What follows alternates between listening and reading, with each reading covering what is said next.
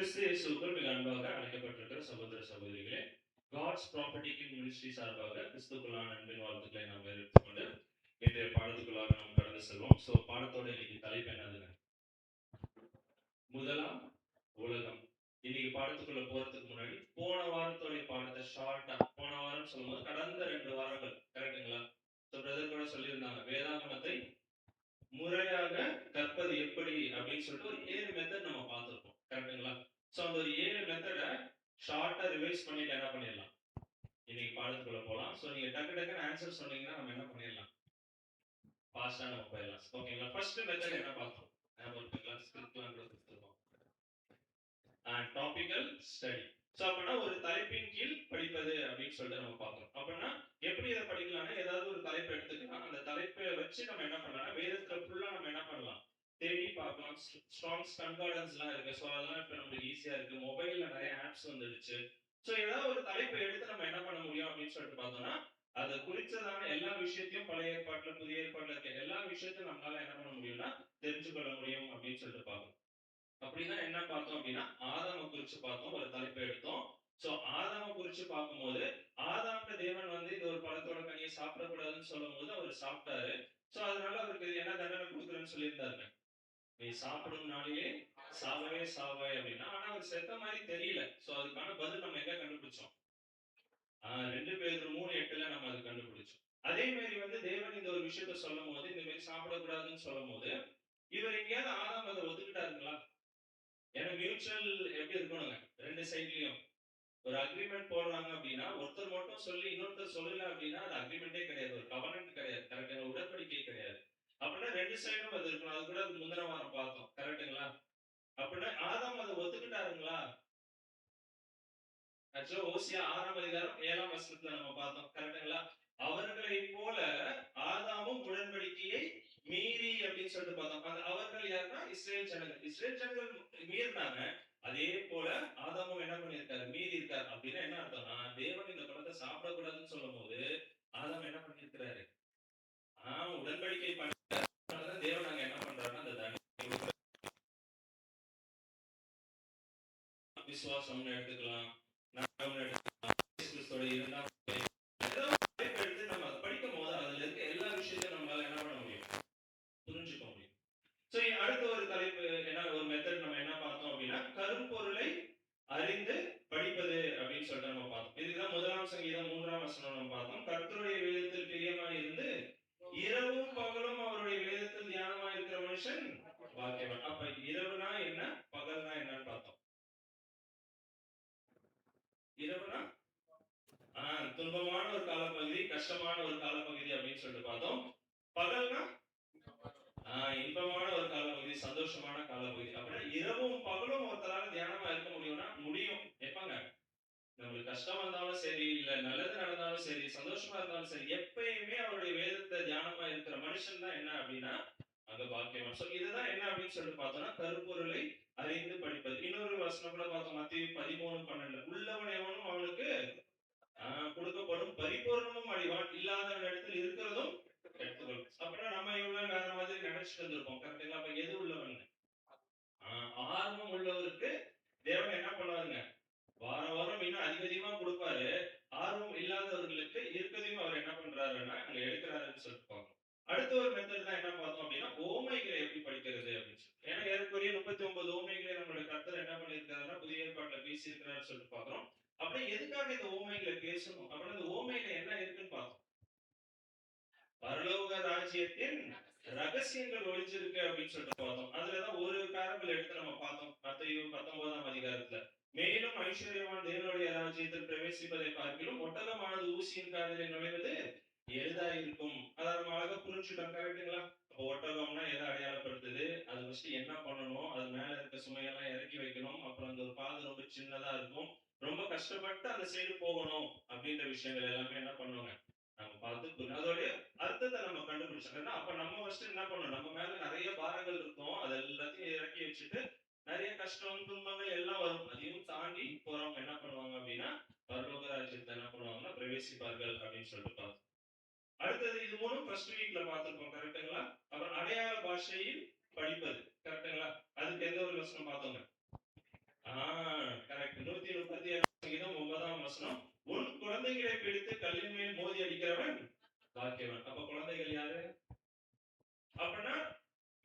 வசனத்துல பழக்கம் இல்லாதவர்கள், கரெக்ட்டுங்களா? சோ பாலாகாரமா சாப்பிட்டுட்டு இருக்கிறவர்கள் அப்படின்னு சொல்லிட்டு பார்க்கிறோம். சோ அவங்கள பிடிச்சு எங்க அடிக்கணும்னு பார்த்தோம். கல்லின் மேல அடிக்கணும். கல்லு யார பார்த்தோம்? கர்த்தராகிய இயேசு கிறிஸ்துன்னு சொல்லிட்டு பார்த்தோம். அப்படின்னா இவங்களை பிடிச்சு கிறிஸ்து மேல அடிக்கும்போது என்ன ஆயிடுவாங்க? கல்லு மேல அடிச்சா என்ன ஆயிடும்? அவங்களுக்கு மரணம் வரும். சாவாங்கன்னு சொன்னா அது எதை அடையாளப்படுத்த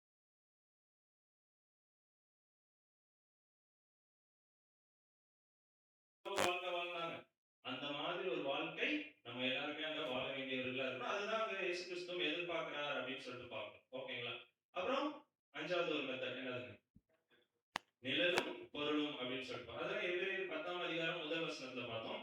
நியாயப்பிரமாணமானது வரப்போகிற நன்மைகளின் பொருளாய் இராமல் அவைகளின் நிழலாய் மாத்திரம் இருக்கிறபடியால்.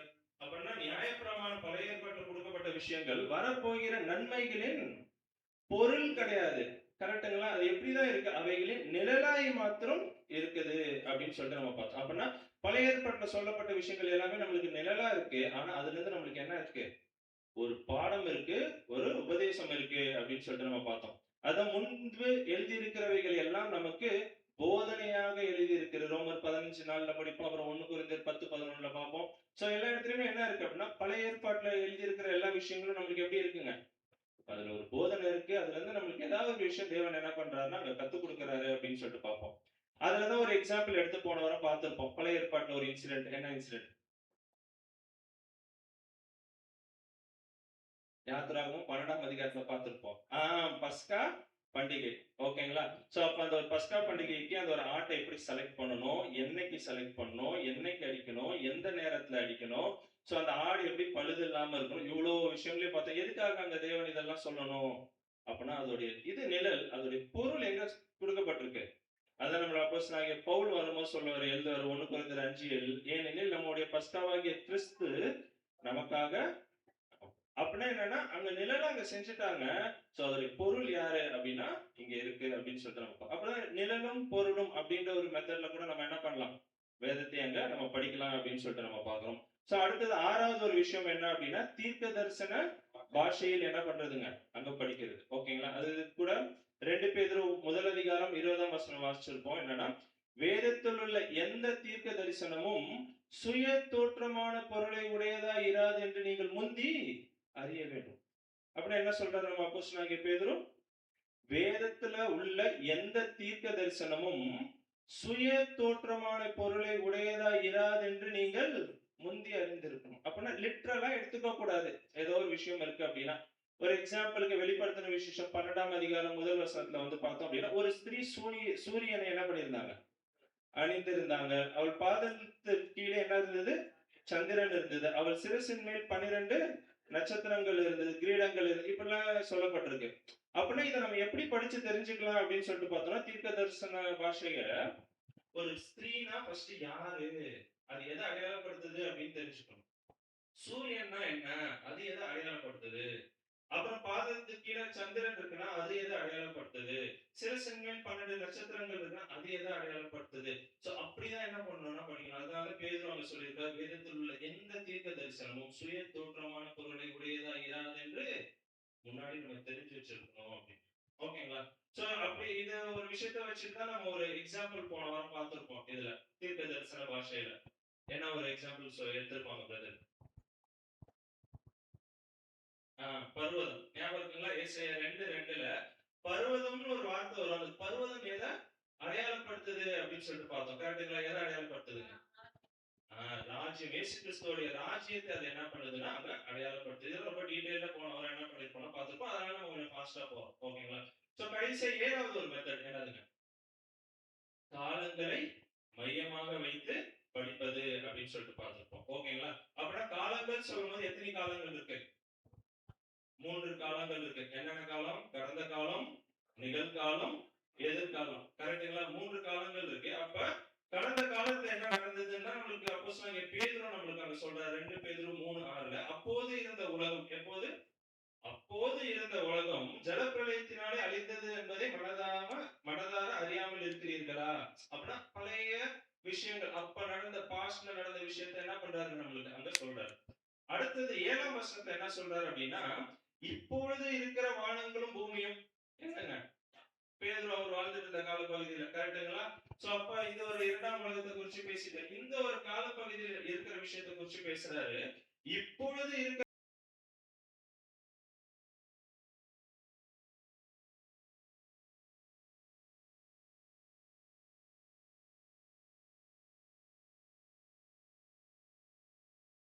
நீதி வாசமாய் இருக்கும் புதிய வானங்களும் புதிய பூமியும் உண்டாகும் என்று காத்திருக்கிறோம். அது எப்ப காத்திருக்கிறோம்? ஏன்? ஃபியூச்சர்ல நடக்க போகுது, கரெக்டுங்களா?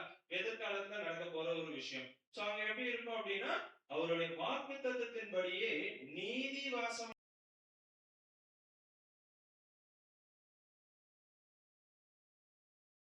அது இனிமே நடக்க போகுது.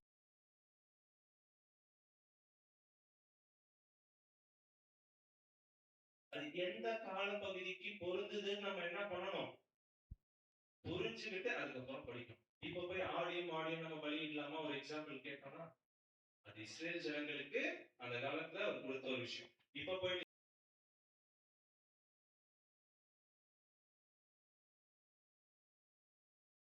ஆனா அந்த ஒரே உலகத்தை தேவன் எப்படி பிரிச்சு வச்சிருக்கிறார் அப்படின்னு சொல்லிட்டு பார்த்தோம்னா, 3 கால பகுதிகளாக அங்க பிரிச்சு வச்சிருக்கிறார். அதான் பிரசங்கி 1:4 வருஷம். ஒரு சந்ததி போகிறது, மறு சந்ததி வருகிறது, பூமியோ என்றென்றைக்கும் நிலைத்திருக்கிறது. அப்படின்னா தேவனுடைய மாபெரும் திட்டத்துல அவர் ஒட்டுமொத்த பிளான்ல வந்து பார்த்தோம்னா இந்த ஒரு கால பகுதிகளை என்ன பண்ணியிருக்கிறாரு, அங்க பிரிச்சு வச்சிருக்கிறாரு அப்படின்னு சொல்லிட்டு பார்க்கணும். சத்தியத்தையும் அறிவீர்கள், சத்தியம் உங்களை விடுதலையாகும். இப்ப பார்த்தா அந்த ஒரு 7வது மெத்தட்ல இருந்து தான் இன்னைக்கு ஒரு பாடத்தை பார்க்கணும்.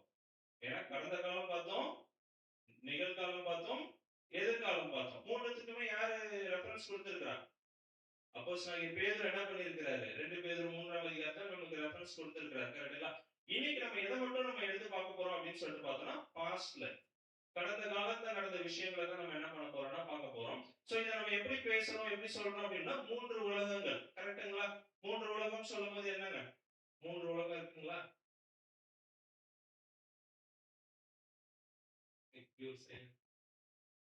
மூன்று உலகம் சொல்லும்போது 3 விதமான ஒரு காலப்பகுதி, கரெக்ட்டுங்களா?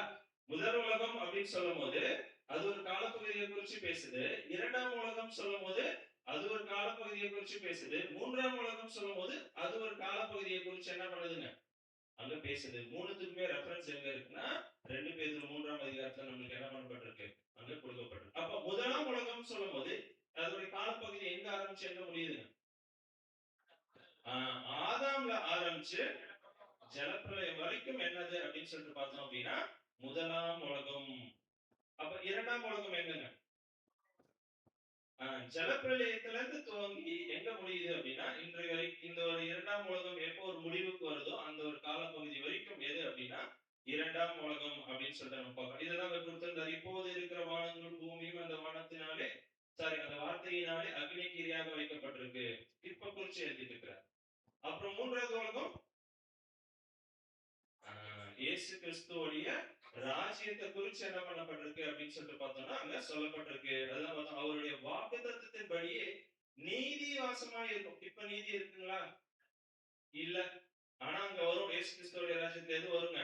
நீதி வாசமா இருக்கிறோம், புதிய வானங்களும் புதிய பூமியும் உண்டாகும் என்று காத்திருக்கு. ஏன்னா அவர் சொல்லிட்டு போயிருக்கிறாரு, கண்டிப்பா அது என்ன ஆகுங்க, அங்க நடக்கும். அப்படின்னா அவருடைய இரண்டாம் வருகையில் வந்து அந்த ஒரு விஷயத்தை அவரை செய்யற ஒரு காலப்பகுதி அப்படின்னு சொல்லிட்டு நம்ம பார்ப்போம். அப்படின்னா இந்த ஒரு 3 காலப்பகுதிகள், அதுல இன்னைக்கு நம்ம என்ன பண்ண போறோம் அப்படின்னு சொல்லிட்டு பார்த்தோம்னா அந்த ஒரு காலப்பகுதியை மட்டும் எடுத்து என்ன பண்ண போறோம், நம்ம பார்க்க போறோம். சோ பாடத்தோட தலைப்பு என்னது? முதலாம் உலகம் அப்படின்னு சொல்லிட்டு பார்க்கணும். சோ இதுதான் பிரதர் கூட கேட்டிருந்தாங்க கேள்வியா, போன வாரமும் பிரதர் கேட்டிருந்தாங்க, கரெக்ட்டுங்களா? ஏன் தேவன் முதலாம் உலகத்தை அழித்தார் அப்படின்னு சொல்லிட்டு கேங்க எல்லாம் சொன்னீங்க, கரெக்ட்டுங்களா? பாவம் பெருகி போனதுனால. சோ அது கூட நம்ம பார்த்தோம். இப்ப இருக்க உலகம் எப்படி இருக்கு? ஆமா, பாவம் ரொம்ப ஜாஸ்தியா இருக்கு அப்படின்னா ஒரு நாளைக்கு 10 வாட்டியாவது 15 வாட்டியாவது தேவன் என்ன பண்ணணும், அழிக்கணும். அந்த அளவுக்கு மோசமா ஆயிட்டு இருக்கு பூமி உலகம், கரெக்ட்டுங்களா? சோ அப்படிதான் இருக்கு. அப்ப எதுக்காக தேவன் அந்த முதலாம் உலகத்தை அழிக்கணும் அப்படின்றதான் என்ன பண்ண போறோம்னா நம்ம பார்க்க போறோம். ஆதார வசனம் வாசிச்சு உள்ள போனா 2 பேதுரு 3ஆம் அதிகாரம் 5 மற்றும் 6ஆம் வசனம். 2 பேதுரு 3ஆம் அதிகாரம் வசனம் 5 முதல். பூர்வ காலத்தில் தேவனுடைய வார்த்தையினாலே வானங்களும் ஜலத்தினின்று தோன்றி ஜலத்தினாலே நிலை கொண்டிருக்கிற பூமியும் உண்டாயினவென்பதையும் அப்பொழுதிருந்த உலகம் ஜலப்பிரளயத்தினாலே அழிந்ததென்பதையும் மனதார அறியாமல் இருக்கிறார்கள். ஓகேங்களா? அப்ப இருந்த ஒரு உலகத்தை, முதலாம் உலகத்தை குறித்து அங்க பேசிட்டு இருக்கிறாரு. பேசும்போது என்ன சொல்றாருன்னா, தேவனுடைய வார்த்தையினாலே வானங்களும், என்னங்க, வானங்களும் ஜலத்தினின்று தோன்றி ஜலத்தினாலே நிலை கொண்டு இருக்கிற பூமியும் உண்டாகி இருப்பது. அப்படின்னா அந்த பூமியை எப்படி உண்டாக்கப்பட்டிருக்கு அப்படின்னா ஜலத்தினால என்ன பண்ணப்பட்டிருக்கு, உண்டாக்கப்பட்டிருக்கு அப்படின்னு சொல்லிட்டு பார்க்குறோம். அப்போது இருந்த உலகம் அழிஞ்சதும் எதனால தான்? உண்டாக்கப்பட்டதும் ஜலத்துல தான் உண்டாக்கப்பட்டிருக்கு பூமி. அதுக்கப்புறம் பார்த்தோம் அப்படின்னு சொல்லிட்டு பார்த்தோம்னா அந்த முதல் உலகத்தோடைய காலப்பகுதியை மட்டும் சொல்றோம். அது எப்படி அழிஞ்சது அந்த ஒரு காலப்பகுதி அப்படின்னு சொல்லிட்டு பார்த்தோம்னா அதுவும் ஜலத்தினாலே அது என்ன பண்ணப்பட்டிருக்குங்க, அங்க அழிக்கப்பட்டிருக்கு அப்படின்னு சொல்லிட்டு நம்ம பார்க்கறோம். அப்படின்னா எப்படி இந்த ஒரு உலகமானது உருவாக்கப்பட்டது அப்படின்றதுல இருந்து நம்ம என்ன பண்ணலாம்னா பார்க்க ஆரம்பிக்கலாம். ஆதியாகமம் 1 அதிகாரம் 1 என்ன சொல்லுது அப்படின்னா, ஆதியிலே தேவன் வானத்தையும் பூமியையும் சிருஷ்டித்தார். இதுக்கு முன்னாடி தான் பார்த்தோம், கரெக்டுங்களா? என்ன பேதுரு சொல்லியிருந்தாரு? வானமா வானங்களா? அங்க சொல்லும் போது என்ன சொல்லியிருந்தாருங்க, வார்த்தையினாலே வானங்களும் என்ன பண்ணப்பட்டிருக்கு, படைக்கப்பட்டதுன்னாரு. ஆனா இங்க ஆதியாகமம் 1:1 என்ன இருக்கு அப்படின்னு சொல்லிட்டு பார்த்தோம்னா, ஆதியிலே தேவன் வானத்தையும் பூமியையும் சிருஷ்டித்தார். இப்ப வானத்தை உண்டாக்குனாருங்களா, வானங்களை உண்டாக்குனாருங்களா? சரி, நம்ம ரெஃபரன்ஸ் எங்க இங்கிலீஷ்ல இருந்து எடுத்துருவோம். ஓகேங்களா? ஸோ அங்க இருக்கும்போது எப்படி இருக்குதுங்க, ஹெவன்ஸ் தான் இருக்கு. வானங்கள் தான் என்ன பண்ணப்பட்டிருக்கு, கொடுக்கப்பட்டிருக்கு. மேபி அந்த டிரான்ஸ்லேஷன் தமிழ்ல வரும்போது எப்படி இருந்திருக்கும், வானத்தையும் போட்டுட்டாங்க. ஓகேங்களா? அப்படின்னா ஹெவன்ஸ் தான் என்ன பண்ணியிருக்காரு, அப்புறம் வானங்களை தான் என்ன பண்ணியிருக்கிறார் அப்படின்னு சொல்லிட்டு பார்த்தோம் அப்படின்னா அங்க உருவாக்கி இருக்கிறாரு. ஸோ அப்போ உருவாக்குனார் அப்படின்னு சொல்லும் போது வெறும் வெட்டாந்தரையா அப்படியே ஏதோ ஒரு இதுவோ அப்படியே உருவாக்கி இருப்பாருங்களா வானங்களை? அப்படின்னா என்ன நிலத்துல அங்க உருவாக்கி இருப்பாருங்க? Super star. ஸோ அப்படின்னா என்ன அப்படின்னு சொல்லிட்டு பார்த்தோம்னா கரெக்ட் தான். சூரியன், சந்திரன், நட்சத்திரங்கள், நமக்கு சொல்லுவோம்ல கேலக்சிஸ், எல்லாத்தையுமே அந்த முதல் நாளில் என்ன பண்ணுறாருங்க, அங்கே எல்லாத்தையுமே படைக்கிறார். ஓகேங்களா? ஸோ வானங்கள் சொல்லும் போது வெறும் ஏதோ வெட்டாந்தரையை மட்டும் அவர் படைக்கலை, அதில் இருக்க எல்லா விஷயங்களையும், கேலக்சிஸ்லாம் சொல்கிறோம், எத்தனை கோடி கேலக்சிஸ்லாம் இருக்குன்னு தெரியாது, சயின்டிஸ்ட் ஒன்று சொல்கிறாங்க, கரெக்டுங்களா? ஸோ அப்படின்னா எல்லா விஷயங்களையும் அவர் என்ன பண்ணுறாரு அப்படின்னு சொல்லிட்டு பார்த்தோன்னா அங்கே படைக்கிறார்.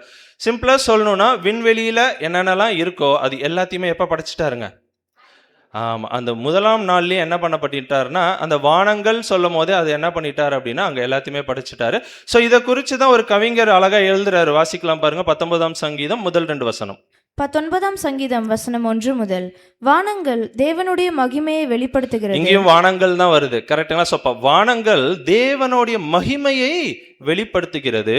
ஆகாய விரிவு அவருடைய கரங்களின் கிரியையை அறிவிக்கிறது. ஆகாய விரிவு என்ன பண்ணுது, அவருடைய கரங்களின் கிரியையை அறிவிக்கிறது.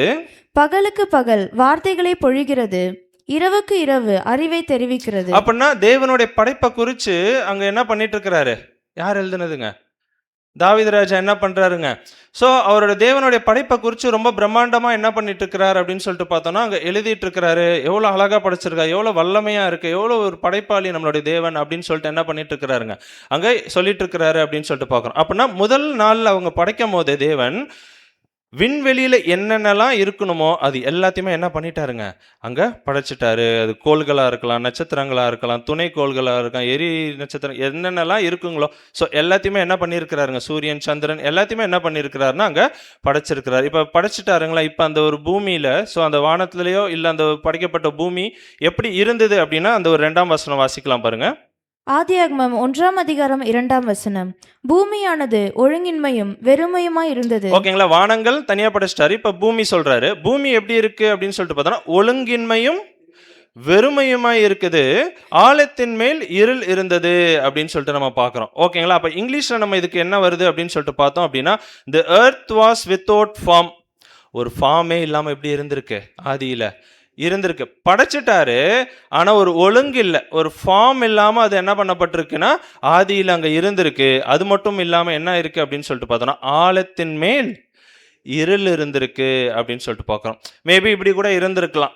ஓகேங்களா? ஃபுல்லா இருளா எப்படி இருந்திருக்கலாம், பூமியானது ஒரு ஒழுங்கு இல்லாம ஒரு ஃபார்ம் இல்லாம ஒரு இருளோட எப்படி இருந்திருக்கலாம்னா பூமியானது ஆதியில அங்க இருந்திருக்கலாம் அப்படின்னு சொல்லிட்டு பார்க்குறோம். இந்த பூமியில மனுஷர்கள் வாழ முடியுமா? மனுஷர்களோ மிருகங்களோ இந்த ஸ்டேஜில் வாழ முடியாது, கரெக்டுங்களா? ஒரு எக்ஸாம்பிள் நம்ம புரிகிற மாதிரி சொல்லணும்னா, ஏதோ ஒரு வீடு காலி பண்ணிட்டு போகிறோன்னு வச்சுக்கோங்க. இங்கேருந்து எல்லா திங்ஸ் எல்லாம் எடுத்துகிட்டு போய் போட்டோம், அங்கே லைட்டே இல்லை வீட்டில், எப்படி இருக்கும், ஃபுல் இருட்டாக இருக்குது, எப்படி இருக்கும்? கிட்டத்தட்ட அந்த மாதிரி ஒரு சிச்சுவேஷன் தான். ஓகேங்களா? மனிதர்களும் மிருகங்களும் அங்கே என்ன பண்ண முடியாதுங்க, வாழ முடியாத ஒரு சூழ்நிலை தான் ஆதியில் இருந்திருக்கு அப்படின்னு சொல்லிட்டு பார்க்குறோம். அப்போ ஃபஸ்ட்டு எடுத்துகிட்டு போன திங்ஸ் எல்லாம் அடுக்கணும், இல்லை ஏதோ ஒன்று பண்ணணும், அரேஞ்ச் பண்ணணும். என்ன வேணுங்க? லைட் வேணும். அதான் 3ஆம் வசனம் வாசிக்கலாம் பாருங்க. ஆதியாகமம் 1ஆம் அதிகாரம் 3ஆம் வசனம். தேவன் வெளிச்சம் உண்டாக கடவது என்றார், வெளிச்சம் உண்டாயிற்று. தேவன் வெளிச்சம் உண்டாக கடவுது என்றார். உடனே என்ன ஆயிடுச்சு? வெளிச்சம் வந்துடுச்சு. எங்கேருந்து வெளிச்சம் வந்திருக்கும்? தேவனுடைய வார்த்தையிலிருந்து. வேற ஏதாவது பதில்கள் இருக்குங்களா? வசனம் கூட இருக்கு. என்ன சில பேர் எப்படி சொல்லுவாங்கன்னா, தேவனே ஒளியாய் இருந்தார். ஸோ அது கூட என்ன ஆயிருக்கலாம்? வெளிச்சமா இருந்திருக்கலாம். சயின்ஸ் என்ன சொல்லுது? பூமிக்கு எங்கேருந்தா வெளிச்சம் வருது? எல்லாம் ஸ்கூல்ல நம்ம படிச்சது தான். சூரியன்லேருந்து தான் என்ன வருதுங்க, நம்மளுக்கு வெளிச்சம் வருது. கரெக்டுங்களா? அப்படி தேவனே ஒளியா இருந்தார் அப்படின்னா 4-5 வசனம் செட் ஆகாது. படிக்கலாம் பாருங்க, 4 மற்றும் 5. வசனம் 4 முதல். வெளிச்சம் நல்லது என்று தேவன் கண்டார், வெளிச்சத்தையும் இருளையும் தேவன் வெவ்வேறாக பிரித்தார். வெளிச்சம் நல்லதென்று தேவன் என்ன பண்றாரு? கண்டார். வெளிச்சத்தையும் இருளையும் என்ன பண்றாருங்க? வெவ்வேறாக அங்க பிரிக்கிறார். அடுத்தது 5ஆம் வசனம். தேவன் வெளிச்சத்துக்கு பகல் என்று பெயரிட்டார், இருளுக்கு இரவு என்று பெயரிட்டார். தேவன் வெளிச்சத்திற்கு பகல்னு பேர் வைக்கிறார், இருளுக்கு இரவுன்னு பேர் வைக்கிறார். சாயங்காலம் விடியற்காலமான முதலாம் நாள் ஆயிட்டு. அப்போ முதலாம் நாள்ல என்னென்னலாம் பண்ணியிருக்கிறார் தேவன்? வானங்கள் அப்படின்னு சொல்லும் போது அதுல இருக்க எல்லா விஷயத்தையும் படைச்சிடறாரு. சூரியன், சந்திரன், நட்சத்திரங்கள், என்னென்ன கேலக்சிஸ் என்னென்ன சொல்றோமோ எல்லாம். பூமின்னு சொல்லும் போது ஃபர்ஸ்ட் எப்படி இருந்திருக்கு அப்படின்னா ஒழுங்கின்மையும் இருளா இருந்திருக்கு. அதனால அங்க என்ன பண்றாரு அப்படின்னா ஃபர்ஸ்ட் ஒரு ஸ்டெப் பண்றாரு. என்ன அப்படின்னா வெளிச்சம் என்ன பண்ணணும், அங்க வர மாதிரி ஒரு விஷயத்த என்ன பண்றாருன்னா அங்க செய்யறாரு அப்படின்னு சொல்லிட்டு பார்க்கணும். இப்போ அடுத்த 2ஆம் நாள் போலாம் பாருங்க. 6ஆம் வசனம். 6ஆம் வசனம். பின்பு தேவன் ஜலத்தின் மத்தியில் ஆகாய விரிவு உண்டாக கடவது என்றும் அது ஜலத்தினின்று ஜலத்தை பிரிக்க கடவது என்றும் சொன்னார். இப்ப என்ன பண்றாரு அப்படின்னு சொல்லிட்டு பார்த்தோம் அப்படின்னா ஜலத்தின் மத்தியில், ஏன்னா ஃபுல்லாவே எப்படிதான் இருந்ததுன்னு பார்த்தோம். பேதுரு நம்மளுக்கு எழுதியிருந்தார், ஜலத்தினாலே தோன்றி ஜலத்தினாலே என்ன பண்ணப்பட்டது, இந்த பூமியானது உருவாக்கப்பட்டதுன்னு சொன்னார்ல. ஸோ இப்போ இந்த ஜலத்தின் மத்தியில் என்ன பண்றாருன்னா ஆகாய விரிவு உண்டாக கடவுது என்றார். அப்போ ஃபுல்லா தண்ணியா இருந்திருக்கு, நடுவில் ஒரு காலி, ஒரு கேப், ஒரு ஸ்பேஸ் விட்டா எப்படி இருக்கும், அந்த மாதிரி நடுவில் என்ன பண்றாருன்னா அங்கே பண்றாரு. அதுதான் என்னதுங்க, ஆகாய விரிவு, அட்மாஸ்பியர் சொல்லுவோம்ல. ஸோ அப்போ என்னன்னா ஒரு கேப் அங்கே என்ன பண்றாரு அப்படின்னா அங்கே உருவாக்குறாரு. 7ஆம் வசனம் வாசிக்கலாம். 7ஆம் வசனம். தேவன் ஆகாய விரிவை உண்டு பண்ணி ஆகாய விரிவுக்கு கீழே இருக்கிற ஜலத்திற்கும் ஆகாய விரிவுக்கு மேலே இருக்கிற ஜலத்திற்கும் பிரிவு உண்டாக்கினார். அப்போ நடுவில் ஒரு அட்மாஸ்பியர் உருவாக்கிட்டாரு. அதுக்கு மேலேயும் என்னதான் இருக்கு, தண்ணி தான் இருக்கு, கீழேயும் தண்ணி தான் இருக்கு, சுத்தி தண்ணி தான் இருக்கு. நடுவில் மட்டும் என்ன ஆயிருக்கு, ஒரு ஸ்பேஸ், ஒரு காலியான ஒரு இடம் என்ன இருக்கு அப்படின்னா அங்கே தேவன் உருவாக்கி இருக்கிறார் அப்படின்னு சொல்லிட்டு பார்க்கணும். மேபி இப்படி கூட இருக்கலாம். ஓகேங்களா? ஸோ நம்மளுக்கு தெரியாது எக்ஸாக்டா, கிட்டத்தட்ட இப்படி கூட இருக்கலாம். மேலேயும் தண்ணி கீழேயும் தண்ணி என்ன பண்ணப்பட்டிருக்கலாம் அப்படின்னு சொல்லிட்டு பார்த்தோன்னா நடுவில் கொஞ்சம் எப்படி இருக்கலாம், அட்மாஸ்பியர். ஆக்சுவலி அந்த லேண்டெல்லாம் இருக்காது. என்னதான் இதுதான் 3ஆம் நாளில் தான் வரும். கரெக்டுங்களா? நடுவில் என்னதான் இருக்கும், காலியான ஒரு வெற்றிடம் தான் அங்கே என்ன பண்ணியிருப்பாருன்னா இருந்திருக்கும் அப்படின்னு சொல்லிட்டு பார்க்குறோம். மனுஷர்கள்லாம் படைக்கப்பட்டதுக்கு அப்புறம் இப்போ கொஞ்ச காலத்துக்கு முன்னாடி தான் என்ன பண்ணியிருக்காங்கன்னா இந்த ஒரு ப்ராசஸ் எல்லாம் கண்டுபிடிச்சிருக்காங்க. இது எப்படி உருவாக்கப்பட்டிருக்குன்னு அதுக்கு ஒரு பேர் வச்சிருக்காங்க. என்ன பேருன்னா சயின்டிஸ்ட் வச்சிருக்காங்கன்னா வாட்டர் கெனோப்பி அப்படின்னு சொல்லிட்டு ஒரு பேர் வச்சிருக்காங்க. அப்படின்னா பூமியானது படைக்கப்படும் போது எப்படி இருந்திருக்கும் அப்படின்னா சுற்றி தண்ணி இருந்திருக்கும். ஃபுல்லாக எல்லா சைட்லையும், மேலே கீழே சைடில் எல்லா இடத்துலையுமே என்ன பண்ணப்பட்டிருக்குன்னா அங்கே தண்ணி இருந்திருக்கு. கிட்டத்தட்ட ஒரு ஃப்ரிட்ஜுக்குள்ளே இருந்தால் எப்படி இருக்கும், அந்த மாதிரி ஒரு சிச்சுவேஷன் தான் ஆரம்ப காலத்தில் இருந்திருக்கு. ஸோ சன்லைட் டைரெக்டாக உள்ளே வருங்களா, உள்ளே வரத்துக்கு என்ன இல்லைங்க, வாய்ப்பு இல்லைன்னு சொல்லிட்டு பார்க்குறோம். ஓகேங்களா? ஸோ அந்த மாதிரி ஒரு சூழ்நிலை தான் அங்கே இருந்திருக்கு. ஸோ 8ஆம் வசனம் வாசிச்சோம் அப்படின்னா தேவன் ஆகாய விரிவுக்கு வானம் என்று பேரிட்டார், சாயங்காலம் விடியற்காலமான 2ஆம் நாள் ஆயிட்டு. அப்போ வானம்னு இங்கே இருக்கிறது கூட இங்கிலீஷில் பார்த்தா ஸ்கைன்னு இருக்கும். அப்படின்னா அந்த ஒரு அட்மாஸ்பியருக்கு என்ன பண்ணுறாரு, ஆகாய விரிவுக்கு ஒரு பேர் வச்சுட்டு அந்த நாள் அங்கே முடிக்கிறார். 2ஆம் நாள் முடியுதுன்னு சொல்லிட்டு பார்க்குறோம். 3ஆம் நாளைக்குள்ளே போகலாம் பாருங்க. 9ஆம் வசனம். 9ஆம் வசனம் முதல். பின்பு தேவன் வானத்தின் கீழே இருக்கிற ஜலம் ஓரிடத்தில் சேரவும் வெட்டாந்தரை காணப்படவும் கடவது என்றார், அது அப்படியே ஆயிற்று.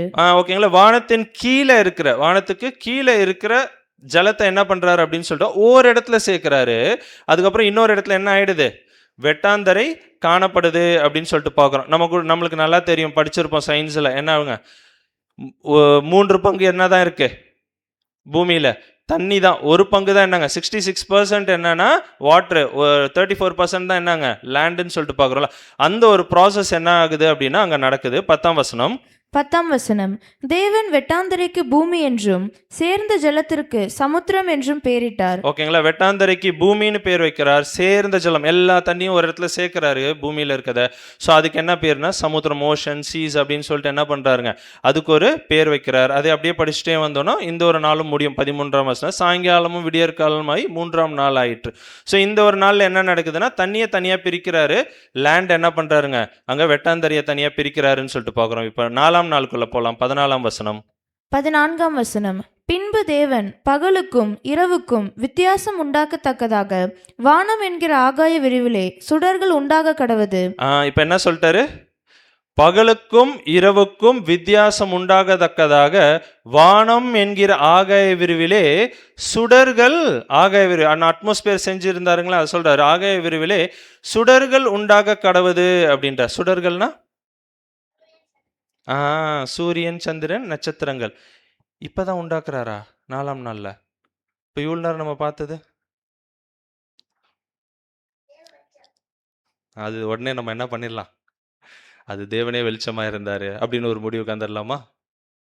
அப்படின்னா என்ன நடந்திருக்கு அப்படின்றது தான் நம்ம என்ன பண்ணோம். ஏன்னா ஒளி அப்பயே வந்துடுச்சு. பூமிக்கு எங்கேருந்து தான் ஒளி வரும், சூரியன்ல தான் வரும் அப்படின்னு சொல்லிட்டு நம்ம பார்க்குறோம்.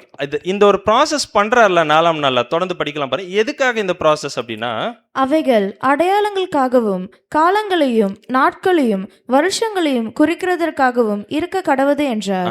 அப்படின்னா என்ன பண்றாருன்னா அடையாளங்களுக்காகவும் சில சயின்ஸ்க்காகவும் காலங்களையும் நாட்களையும் வருஷங்களையும் குறிக்கிறதுக்காக. இதெல்லாம் எதுக்கு தான் செய்யறாரு? இந்த ஒரு நாலு விஷயங்கள் எல்லாம் பின்னாடி மனுஷர்கள் வருவாங்க அப்படின்றது தான் பார்த்து பார்த்து செஞ்சுட்டு இருக்கிறார். அப்ப பின்னாடி மனுஷர்கள் அவங்க ஒரு கேலண்டர் போடுறாங்க. டைம் பார்க்கணும்னா என்ன வேணும்? சூரியன் என்ன பண்ணணும், பூமி என்ன பண்ணணும், சூரியனை இத்தனை வாட்டி சுற்றி வரணும். சந்திரன் என்ன பண்ணணும், இது இத்தனை வாட்டி இவ்வளோ நேரத்தில் ஒரு நாளுக்கு சுற்றி வரணும். இந்த மாதிரி ப்ராசஸ்லாம் இருக்குது தெரியுங்களா?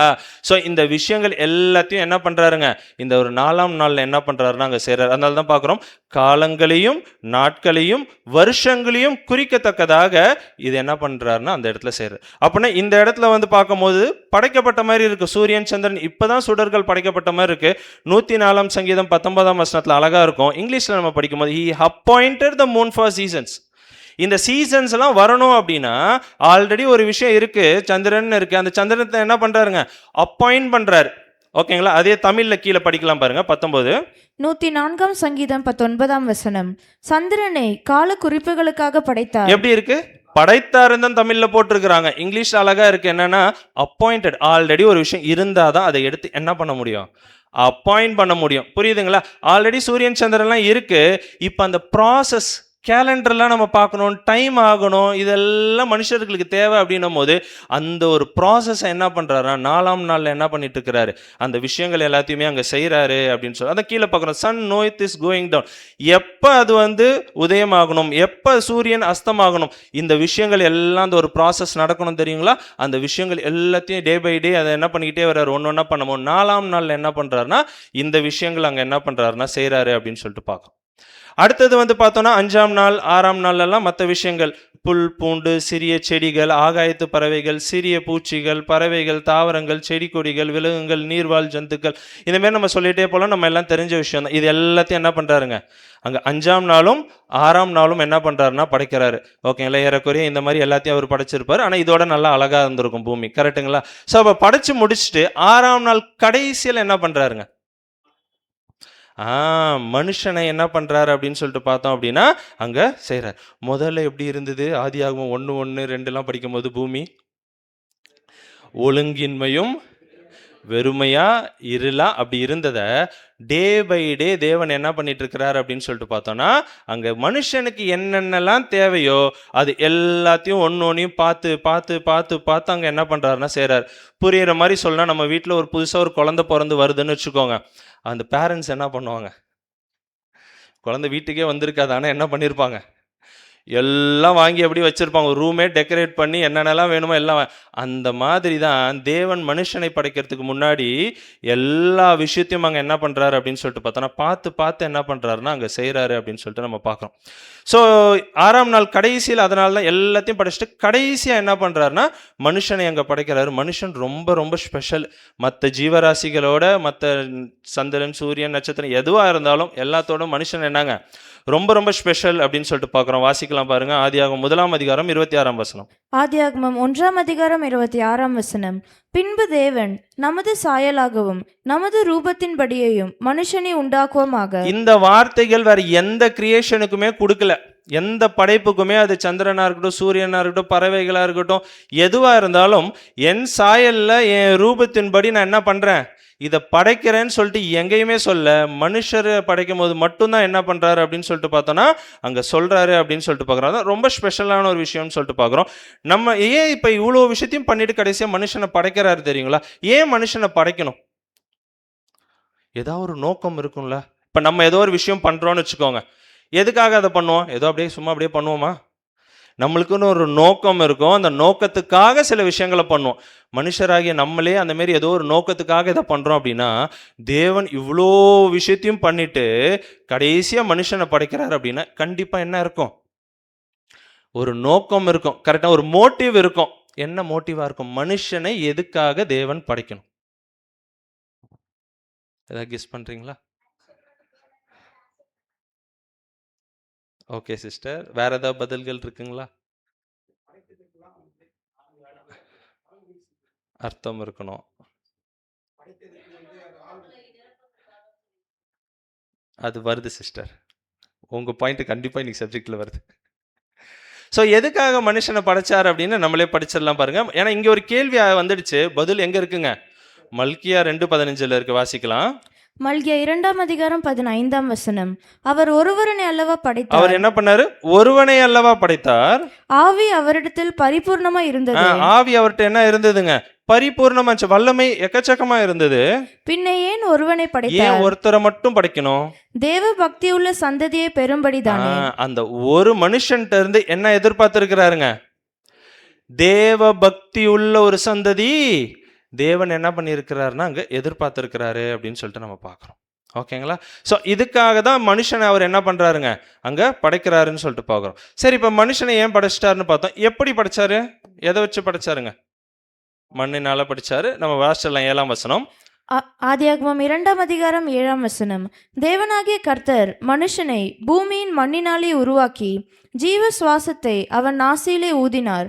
மனுஷன் ஜீவ ஆத்மாவானான். ஓகேங்களா? அப்ப மனுஷனை எப்படி படைக்கிறாரு அப்படின்னா பூமியின் மண்ணினாலே என்ன பண்றாருங்க அங்க உருவாக்குறாரு அப்படின்னு சொல்லிட்டு பார்க்குறோம்.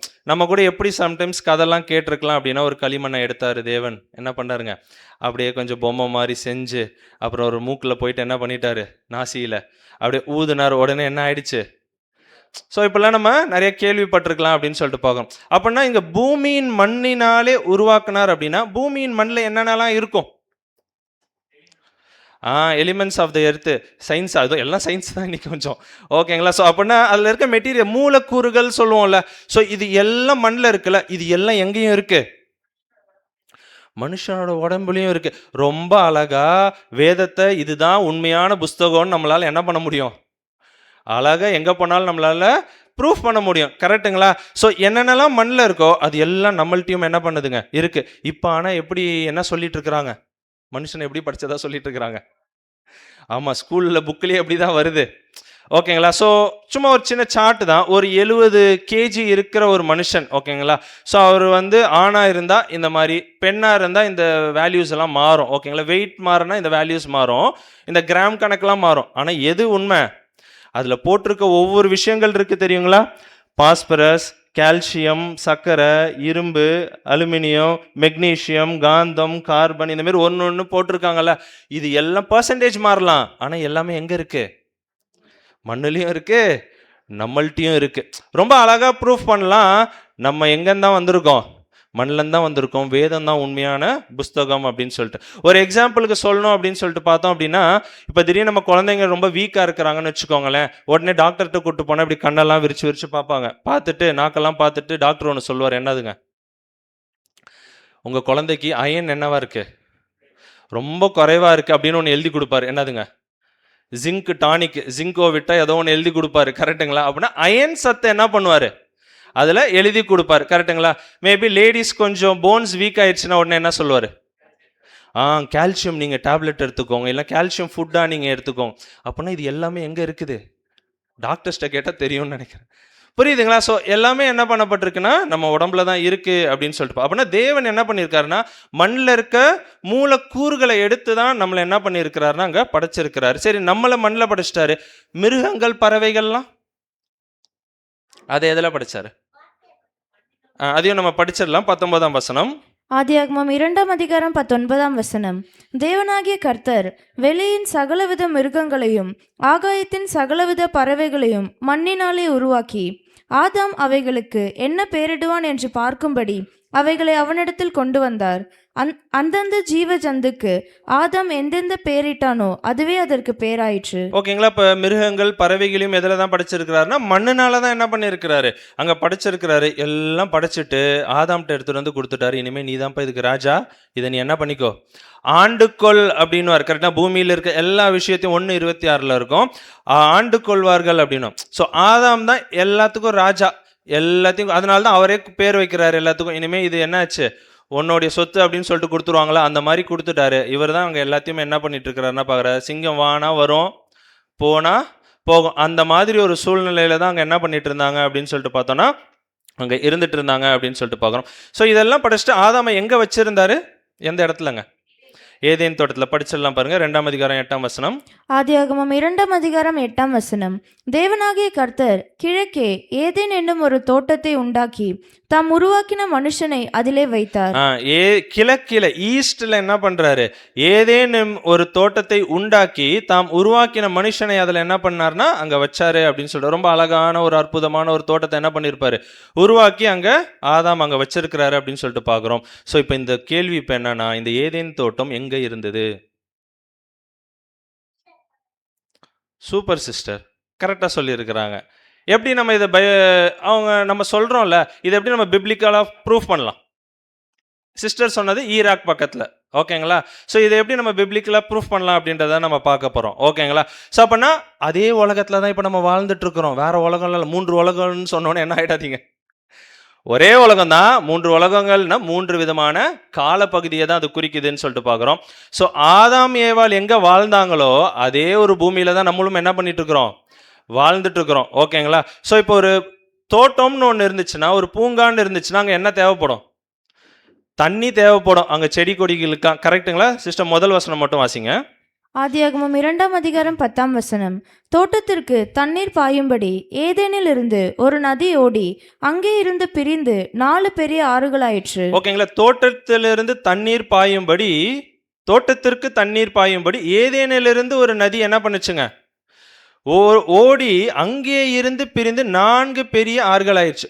ஒரு நதி ஓடி வந்து 4 ஆறுகளா என்ன ஆயிடுச்சு, பிரிஞ்சிடுச்சு. அந்த ஆறுகளோட பேர் தான் பைசோன், கீகோன், இத்கேல், ஐப்ராத் அப்படின்னு தேவன் அங்கே பேர் கொடுத்துருக்கிறாரு. ஓகேங்களா? ஸோ ஒரு எக்ஸாம்பிளுக்கு இந்த ஒரு சார்ட் எடுத்துக்கிட்டோம் அப்படின்னா, இந்த ரவுண்டு டாட்டட் இருக்குல்ல, அதான் ஏதேன் தோட்டம்னு வச்சுக்கோங்க.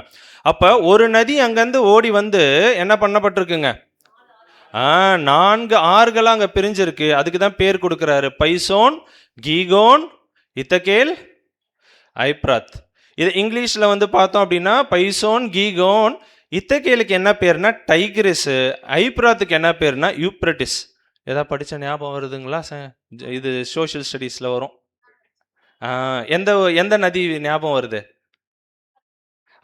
யூப்ரட்டிஸும் டைக்ரிஸும் என்ன ஆகுங்க, இத்தகேலும் அங்கே வரும். ஓகேங்களா? ஸோ இதுதான் அந்த ஒரு மேப்பு. ஓகேங்களா? சிஸ்டர் சொன்ன மாதிரி ஈராக் தான் அது. ஈராக்கை சுற்றி தான் அது என்ன பண்ணிட்டு இருக்குதுங்க, இந்த 2 நதிகள் ஓடிட்டு இருக்கு. மீதி 2 நதிகள் அழிஞ்சு போயிடுச்சு இத்தனை வருஷத்துல. ஓகேங்களா? பைசோனும் அந்த கீகோனும் அழிஞ்சிடுச்சு. ஆனால் இந்த 2 நதிகளும் இன்னைக்கு வரைக்கும் என்ன பண்ணிட்டு இருக்குங்க, ஈராக்கை சுற்றி ஓடிட்டு இருக்கு. அப்போ ஏதேன் தோட்டம் எங்கே இருந்திருக்கு, ஈராக்கில் தான் இருந்திருக்கு. அப்போ எப்படி இருந்தது ஏதேன் தோட்டம், அந்த இடம் இப்போ எப்படி இருக்கு, ரொம்ப பீஸ்ஃபுல்லான ஒரு இடமா இருந்திருக்கும் ஏதேன் தோட்டம். கரெக்டுங்களா? இப்போ ஆமாம், அப்படியே டோட்டலாக ஆப்போசிட்டாக என்ன ஆகுதுன்னா அந்த ஒரு இடம் இங்கே இருக்குது அப்படி. சொல்லிட்டு என்ன பண்ணுறோன்னா பார்க்குறோம். ஓகே, இப்போ அடுத்தது போகலாம் பாருங்க. ஆதியாகமம் 2ஆம் அதிகாரம் 16 மற்றும் 17ஆம் வசனம். ஆதியாகமம் 2ஆம் அதிகாரம் வசனம் 16 முதல். தேவனாகிய கர்த்தர் மனுஷனை நோக்கி, நீ தோட்டத்தில் உள்ள சகல விருட்சத்தின் கனியையும் புசிக்கவே புசிக்கலாம், ஆனாலும் நன்மை தீமை அறியத்தக்க விருட்சத்தின் கனியை புசிக்க வேண்டாம். ஓகேங்களா, எல்லாத்தையும் கொடுத்துட்டாரு, ஆண்டு கொள்ளுன்னு சொல்லிட்டாரு. ஒரே ஒரு கண்டிஷன் மட்டும் தான் கொடுத்தாரு. என்னதுங்க?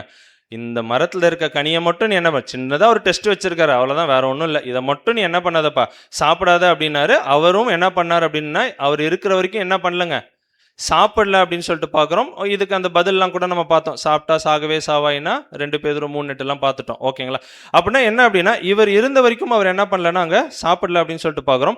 அதே மாதிரி இவருக்கு வேற யாராவது துணை அங்கே இருந்தாங்களான்னா, ஏன்னா மிருகங்கள் பறவைகள் எல்லாம் இருந்துச்சு, எல்லாம் ஜோடி ஜோடியாக சுற்றிட்டு இருந்துச்சு. ஆனால் இவருக்கு ஒரு ஏற்ற துணை இருந்ததா அந்த ஒரு நேரத்தில் அப்படின்னு சொல்லிட்டு பார்த்தோன்னா கண்டிப்பாக அங்கே இல்லைன்னு சொல்லிட்டு பார்க்குறோம். படிக்கலாம் பாருங்க, 2ஆம் அதிகாரம் 20ஆம் வசனம். ஆதியாகமம் 2ஆம் அதிகாரம் 20ஆம் வசனம். அப்படியே ஆதாம் சகலவித நாட்டு மிருகங்களுக்கும் ஆகாயத்து பறவைகளுக்கும் சகலவித காட்டு மிருகங்களுக்கும் பேரிட்டான். ஆதாமுக்கோ ஏற்ற துணை இன்னும் காணப்படவில்லை. இவர் போய் பேசுறாரு சிங்கத்துட்டையோ வேற பறவைகள்கிட்டயோ ஏதோ ஒன்று பேசும்போது இவரோட ஃபீலிங்ஸ் அது புரிஞ்சுக்குங்களா? புரிஞ்சுக்காது. கரெக்டுங்களா? ஸோ அப்படின்னா அதுங்கெல்லாம் ஜோடி ஜோடியாக சுற்றிட்டு இருக்கு. ஆனால் இவரோட ஃபீலிங்ஸை புரிஞ்சுக்கிறதுக்கு அங்கே என்ன இல்லைங்க, ஒரு ஏற்ற துணை அங்கே என்ன இல்லைன்னா அங்கே இல்லை அப்படின்னு சொல்லிட்டு நம்ம பார்க்குறோம். ஓகேங்களா? ஸோ அதனால் இப்போ தேவன் என்ன பண்ணுறாரு அப்படின்னா, அடுத்தது யாரை உருவாக்குறாரு? ஏற்ற துணை அங்கே உருவாக்குறாரு. ஆதாமியும் சரி, மிருகங்கள் பறவைகள் எல்லாத்தையும் எதில் படைச்சாரு? மண்ணுனால படைச்சாரு. ஆனால் ஏவாளை மட்டும் என்ன பண்ணிட்டாரு? ஆமாம், படிக்கலாம் பாருங்க. ஆதியாகமம் 2ஆம் அதிகாரம் வசனம் 21 முதல்.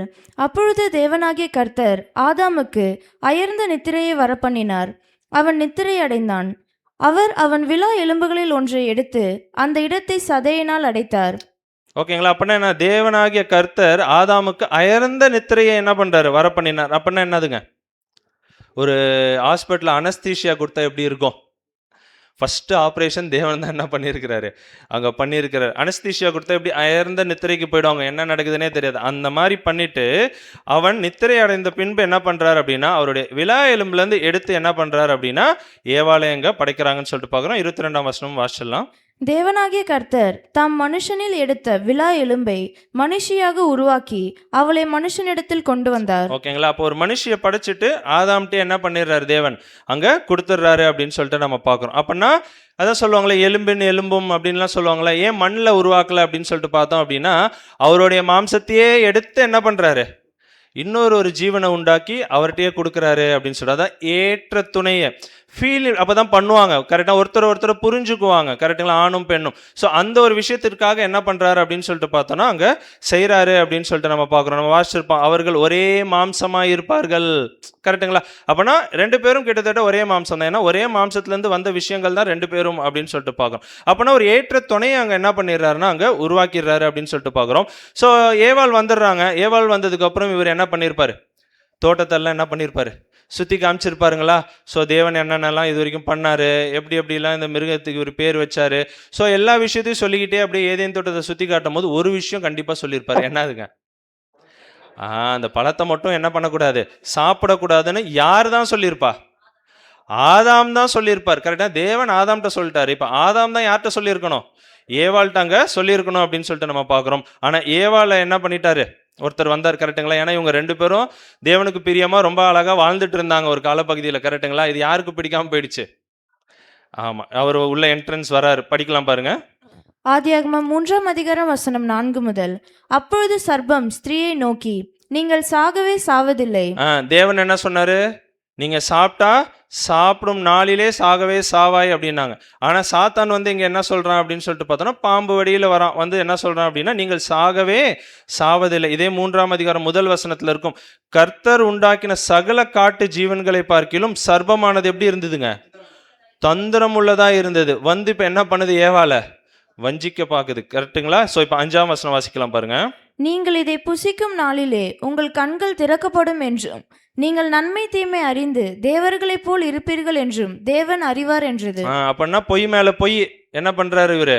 எடுத்து ஒன்று ஒன்றாங்க வச்சுக்கிட்டே இருக்கிறார். உங்கள் கண்கள் திறக்கப்படும், நீங்கள் நன்மை தீமைனா என்னன்னு அறிஞ்சிக்குவீங்க, தேவர்களை போல நீங்க ஆயிடுவீங்க. ஸோ இதெல்லாம் ஒன்று ஒன்றா மாற்றி மாற்றி சொல்ல சொல்ல மேபி இது ஒரே நாளில் நடந்துதான் தெரியாது. மேபி நிறைய வாட்டி கூட என்ன பண்ணியிருக்கலாம், ஏவாள்கிட்ட வந்து கொஞ்சம் கொஞ்சமாக பேசி ஆதாம் இல்லாத நேரத்தில் கூட சொல்லுவாங்க. சம்டைம்ஸ் ஹஸ்பண்ட்ஸ்லாம் வேலைக்கு போனதுக்கப்புறம் தான் இந்த விற்கிறவங்களாம் என்ன பண்ணுவாங்க, வீட்டுக்கு வருவாங்க. கரெக்டுங்களா? ஏதாவது வந்து வித்துட்டு போயிடும். மேபி அந்த மாதிரி என்ன பண்ணியிருக்கலாம் அப்படின்னா, ஏவாள் தனியாக இருக்கும்போது என்ன பண்ணியிருக்கலாம், வந்து இந்த மாதிரி என்ன பண்ணியிருக்கலாம், வஞ்சிச்சிருக்கலாம். அப்படின்னா பொய் மேலே பொய் என்ன பண்ணிகிட்டே இருக்கிறாரு, அங்கே அவர் சொல்கிறாரு அப்படின்னு சொல்லிட்டு நம்ம பார்க்குறோம். அப்படின்னா பொய்யை ஃபஸ்ட்டு சொன்னதே யார் தான்? சாத்தான் தான். அப்படின்னா பொய் அப்படின்ற ஒரு விஷயத்தை, அந்த ஒரு காலப்பகுதியில் பொய் அப்படின்ற ஒரு விஷயத்தை உருவாக்குனதே யார் தான்? சாத்தான் தான். கரெக்டுங்களா? அப்படின்னா அவனுக்கு என்ன ஒரு பேர் வைக்கலான்னு சொல்லிட்டு பார்த்தீங்கன்னா, பொய்க்கு என்னதுங்க, பிதான்னு சொல்லலாம். கரெக்டாக நம்மளுடைய பிள்ளைகளை நம்ம தான் உருவாக்குறோம். நம்மளை என்னன்னு கூப்பிட்றாங்க, அப்பான்னு கூப்பிட்றாங்க தெரியுமா? அதேமாரி இந்த பொய்ன்ற ஒரு விஷயத்தை யார் தான் உருவாக்குனது? சாத்தான் தான் உருவாக்குறான். படிச்சிடலாம் பாருங்க. யோவான் 8:44. யோவான் 8:44. நீங்கள் உங்கள் பிதாவாகிய பிசாசானவனால் உண்டானவர்கள், உங்கள் பிதாவினுடைய இச்சைகளின்படி செய்ய மனதாய் இஸ்ரேல் இருக்கிறீர்கள். ஜனங்கள் அங்க அந்த பரிசேயெல்லாம் திட்டிட்டு இருப்பாரு. தொடர்ந்து படிக்கலாம். அவன் ஆதி முதற்கொண்டு மனுஷ கொலைபாதகனாய் சாத்தான் இருக்கிறான். எப்படி இருக்கிறான்? ஆதி முதற்கொண்டே எப்படி இருக்கிறான்? மனுஷர் கொலைபாதகனாய் இருக்கிறான். சத்தியம் அவனிடத்தில் இல்லாதபடியால் அவன் சத்தியத்தில் நிலைநிற்கிறதில்லை. அவன் பொய்யனும் பொய்க்கு பிதாவுமாய் இருக்கிறபடியால் அவன் பொய் பேசும்போது தன் சொந்தத்துல எடுத்து என்ன பண்ணுவான், அங்க பேசுறான். ஓகேங்களா? அப்படின்னா பொய்யை ஃபர்ஸ்ட் இன்ட்ரடியூஸ் பண்ணதே யார் தான் அப்படின்னு சொல்லிட்டு பார்த்தோன்னா சாத்தான் தான் அப்படின்னு சொல்லிட்டு என்ன பண்றோம்னா அங்க பார்க்குறோம். ஓகேங்களா? ஸோ இப்போ இந்த அம்மாவும் எடுத்து சாப்பிட்டுட்டாங்க. சாப்பிட்டுட்டு இப்போ என்ன பண்ணிட்டாங்க, ஆதாமுக்கும் என்ன பண்ணிட்டாங்கன்னா கொடுத்துட்டாங்க. வாசிக்கலாம். ஆதியாகமம் 3:6. ஆதியாகமம் 3:6. அப்பொழுது ஸ்திரீயானவள் அந்த விருட்சம் புசிப்புக்கு நல்லதும் பார்வைக்கு இன்பமும் புத்தியை தெளிவிக்கிறதற்கு இச்சிக்கப்படத்தக்க விருட்சமுமாய் இருக்கிறது என்று கண்டு அதன் கனியை பறித்து புசித்து தன் புருஷனுக்கும் கொடுத்தாள், அவனும் புசித்தான். ஓகேங்களா? அவரும் சாப்பிட்டுட்டார். அவர் என்ன சொல்லி இருக்கணும்? ஆக்சுவலா அவர் தான் ஃபர்ஸ்ட் ஏவாள்கிட்ட என்ன சொன்னாரு, இதை நீ சாப்பிடக்கூடாதுன்னு சொன்னதே யார்? இன்ஸ்ட்ரக்ஷன் கொடுத்ததே ஆதாம் தான் சொன்னார். கரெக்டுங்களா? இப்போ மனைவி தப்பு பண்ணிட்டாங்க. கரெக்டுங்களா? இப்போ என்ன பண்ணணும் புருஷன்? சரி, நீ பண்ண தப்புல நானும் என்ன பண்ணிக்கிறேன், பங்கேற்றுக்கிறேன்னு சொல்லாமா? அதுதான் அவர் ஆக்சுவலாக பண்ணியிருக்கிறாரு. கரெக்டுங்களா? என்ன அவர் தப்பு பண்ணிட்டாங்க அப்படின்னு சொல்லும் போது அழகாக தேவன்கிட்ட கூட்டிகிட்டு போய் என்ன பண்ணியிருக்கலாம், தேவனே இவங்க அறியாமல் ஏதோ பண்ணிட்டாங்க, சாத்தான் வந்து ஏதோ வஞ்சித்துட்டான், கொஞ்சம் என்ன பண்ணுங்க, அந்தமாரி ஏதோ ஒரு ஆப்ஷன் தேவன்கிட்ட என்ன பண்ணியிருக்கலாம், கேட்டிருக்கலாம். ஆனால் இவர் என்ன பண்ணார் தெரியுங்களா? அவரும் அந்த பழத்தை வாங்கி என்ன பண்ணிட்டாருங்க, அங்கே அப்படியே புடிச்சிட்டார். ஏன்? தேவன் மேலே வைக்க வேண்டிய அன்பை எங்கே வச்சுட்டாரு? மனைவி மேலே என்ன பண்ணிட்டாருங்க, அங்கே வச்சுட்டாரு. ஆக்சுவலாக அவர் தெரியாமலாம் சாப்பிடல, வஞ்சிக்கப்பட. அப்போஸ்தலனாகிய பவுல் எழுதுவார். கரெக்டுங்களா? புதிய ஏற்பாட்டில் கொரிந்தியர்ல வஞ்சிக்கப்பட்டவர் யார் தான்? ஸ்திரியானவளே வஞ்சிக்கப்பட்டாள். ஆதாம்லாம் என்ன பண்ணல, வஞ்சிக்கலாம் படல. தெரிஞ்சே அந்த பழத்தை எடுத்து என்ன பண்றாருன்னா சாப்பிட்றாரு. அப்படின்னா சூசைடு. ஃபர்ஸ்ட் சூசைடு அவர் தான் அட்டம் பண்ணியிருக்கிறார் உலகத்தில். தெரிஞ்சே. ஏன்னா மனைவி இறந்துருவாங்க, கண்டிப்பாக தேவன் சொன்னால் செஞ்சிருவாரு. ஸோ அதனால் அவங்க சாகும் போது என்னால் என்ன பண்ண முடியல, அவங்க சாவறதை பார்த்துக்கிட்டு இருக்க முடியல, நானும் சேர்ந்து என்ன பண்ணிடுறேன் அப்படின்ற ஒரு தவறான ஒரு முடிவை என்ன பண்ணாங்க அப்படின்னா ஆதாம் அங்கே எடுத்திருக்கிறாரு அப்படின்னு சொல்லி. அப்படின்னா தேவன் மேலே வைக்க வேண்டிய அன்பை விட மனுஷர் மேலே என்ன பண்ணிடுறோம், நம்ம கூட சம்டைம்ஸ் என்ன பண்ணுறதுக்கு வாய்ப்பு இருக்கு. கரெக்டுங்களா? ஸோ அந்த ஒரு விஷயத்தை தான் அவர் பண்ணிட்டாரு.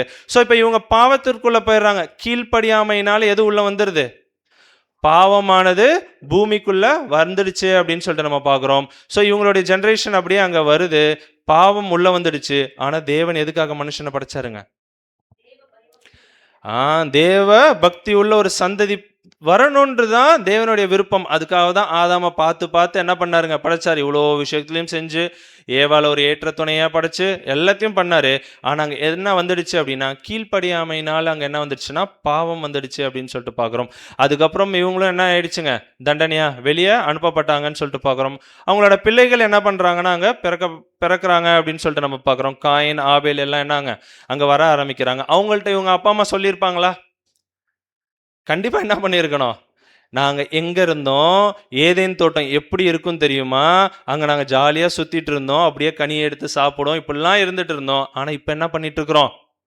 நிலத்தின் வேர்வையில் என்ன பண்ணிட்டு இருக்கிறோம்? கஷ்டப்பட்டுட்டு இருக்கிறோம். ஸோ அப்படி இருந்தோம். அதுக்கு ஒரே தப்பு என்னன்னா, நாங்கள் கீழ்ப்படியாமல் போன ஒரு விஷயம்தான். இப்போ அதனால தான் நாங்கள் இவ்வளோ பிரச்சனைக்குள்ளே வந்திருக்கிறோம் அப்படின்னு சொல்லும் போது பசங்க என்ன பண்ணுறாங்க? சரி, இந்த ஒரு பிரச்சனையை சால்வ் பண்ணுறதுக்கு இவங்க என்ன பண்ணுறாங்க? ஒரு முயற்சி எடுக்கிறாங்க. என்னங்க? காணிக்கைகளை கொடுத்து தேவன்ட்ட என்ன பண்ணலாம்? மேபி மன்னிப்போ இல்லை ஒரு சமரசமோ பண்ணலான்னு சொல்லிட்டு இவங்க என்ன பண்ணுறாங்க அப்படின்னு சொல்லிட்டு பார்த்தோன்னா, காணிக்கைகளை எடுத்துகிட்டு போய் கொடுக்குறாங்க. ஆனால் அங்கேயும் என்ன ஆயிடுச்சு? தேவன் ஆபேலோட காணிக்கையை மட்டும் ஏற்றுக்கொள்றதுனால காயின் அங்கே என்ன பண்ண ஆரம்பிச்சிட்டாருங்க? தம்பி எப்படி பார்க்க ஆரம்பிச்சிட்டாருன்னா, பொறாமையோடு அங்கே என்ன பண்ணாருன்னா அங்கே பார்க்க ஆரம்பிச்சாருன்னு சொல்லிட்டு பார்க்குறோம். இதோட விளைவு எங்கே போயிடுச்சு? கொலை வரைக்கும் போயிடுச்சு. சின்னதா ஒரு கீழ்ப்படியாமை இது எங்க அப்படியே வழி நடத்திக்கிட்டே போகுது பாருங்க மனுக்குலத்தை. சின்னதா தேவனுடைய வார்த்தைக்கு கீழ்ப்படியல அப்படின்னா அடுத்தது நம்மளுடைய நிலைமைகள் எப்படி இருக்கு அப்படின்றத நம்ம என்ன பண்ணணும்னா பார்க்கணும். ஸோ அடுத்த ஜென்ரேஷன் என்ன ஆகுதுங்க, இன்னும் ஒரு படி மேலே போய் கொலை செய்கிற அளவுக்கு என்ன பண்ணிட்டாங்க, அங்கே வந்துட்டாங்க அப்படின்னு சொல்லிட்டு நம்ம பார்க்குறோம். ஓகேங்களா? ஸோ இதுக்கப்புறம் என்ன ஆகுது அப்படின்னு சொல்லிட்டு பார்த்தா அடுத்தடுத்த ஜென்ரேஷன் ஃபுல்லாகவே இன்னும் மோசமாகதான் என்ன பண்ணிகிட்டே இருந்தாங்க, அங்கே போயிட்டே இருந்தாங்க அப்படின்னு சொல்லிட்டு பார்க்குறோம். ஆனால் தேவன் எதிர்பார்த்தது தேவ பக்தி உள்ள ஒரு சந்ததி வரல.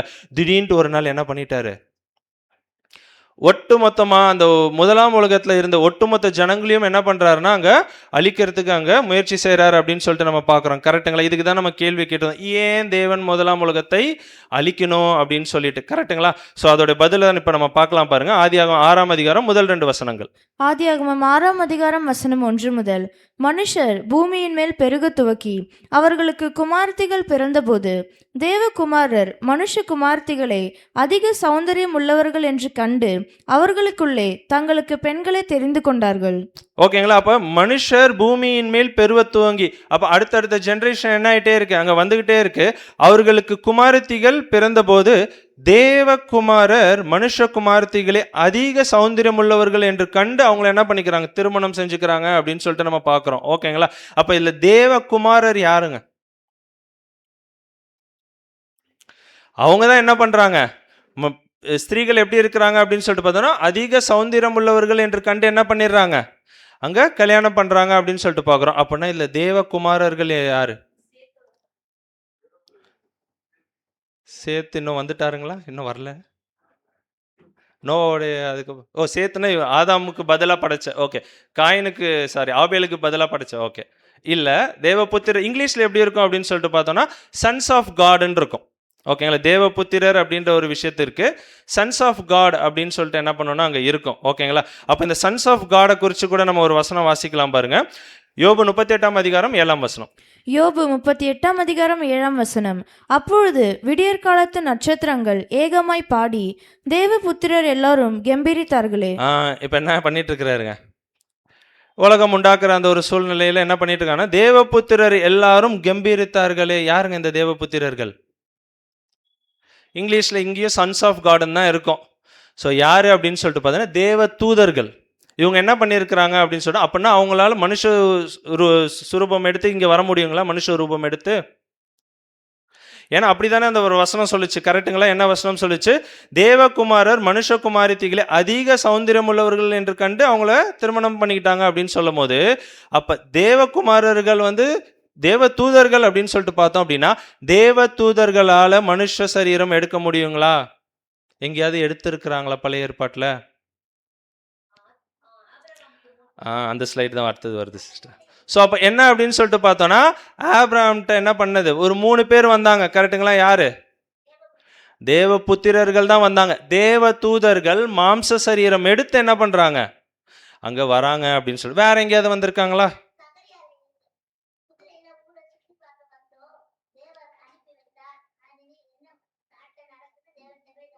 ஓகே, அப்படின்னா நிறைய இடத்துல என்ன இருக்குங்க ரெஃபரன்ஸ் சொல்கிறாங்க சிஸ்டர். இன்னொரு இடத்துல சகரியால் என்னங்க, தேவ தூதர்கள் என்ன பண்ணியிருக்காங்கன்னா மனுஷ சாயல் எடுத்திருக்காங்க. வேற ஏதாவது உங்களுக்கு ஞாபகம் இருக்குங்களா சிஸ்டர் சொன்னதெல்லாம்? வேற ஏதாவது? இதில் 2 தூதர்கள் எங்கே போவாங்க? லோத்துட்ட போவாங்க, கரெக்ட்டுங்களா? அங்கேயுமே போயிட்டு என்ன பண்ணுவாங்க, மனுஷர்களாக தான் போவாங்க, கரெக்ட்டுங்களா? ஆபிரகாம்கிட்ட வரும்போது லிட்ரலா மனுஷர் போலவே வந்து உட்காந்து சாப்பிட்டுட்டு அதுக்கப்புறம் தான் போவாங்க, கரெக்ட்டுங்களா? அப்போ அவங்களால என்ன பண்ண முடியுங்க, மனுஷ சரீரம் அவங்களால எடுக்க முடியும். அவங்க தான் அப்புறம் லோத்துட்டையும் போனாங்க. யாக்கோப்ட்ட ஒருத்தர் வந்து சண்டை போட்டார், ஞாபகம் இருக்குங்களா? சாரி, இவர் அவர்கிட்ட சண்டை போட்டார், கரெக்ட்டுங்களா? அதுவும் யாருங்க, தேவபுத்திரர் தான் என்ன பண்ணாருங்க அங்க. அப்படின்னா என்ன அவங்களால பண்ண முடியும் அப்படின்னு சொல்லிட்டு பார்த்தோம் அப்படின்னா, தேவபுத்திரர்கள் யாரு அப்படின்னு சொல்லிட்டு பார்த்தா தேவ தூதர்கள் என்ன பண்ண முடியுங்க, மனுஷ சரீரம் எடுத்து பூமிக்கு என்ன பண்ண முடியும், அங்க வர முடியும்னு சொல்லிட்டு பார்க்குறோம். அப்படி வந்து தான் 4ஆம் வசனம் வாசிக்கலாம் பாருங்க. ஆதியாகமம் 6ஆம் அதிகாரம் 4ஆம் வசனம். அந்நாட்களில் ராட்சதர் பூமியில இருந்தார்கள். பின்பு தேவகுமாரர் மனுஷ குமார்த்திகளோடு கூடுகிறதினால் இவர்கள் அவர்களுக்கு பிள்ளைகளை பெற்றபோது இவர்களும் பூர்வத்தில் பேர் பெற்ற மனுஷராகிய பலவான்கள் ஆனார்கள்.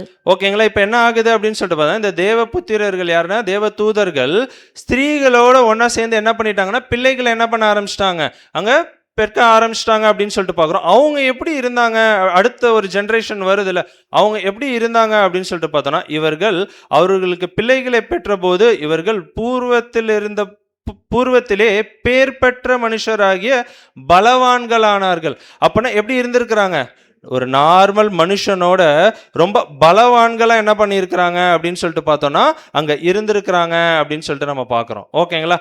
மேபி இப்படி இருந்திருக்கலாம், மனுஷர்கள்லாம் ஒரு ஹைட்ல இருந்திருக்கலாம்.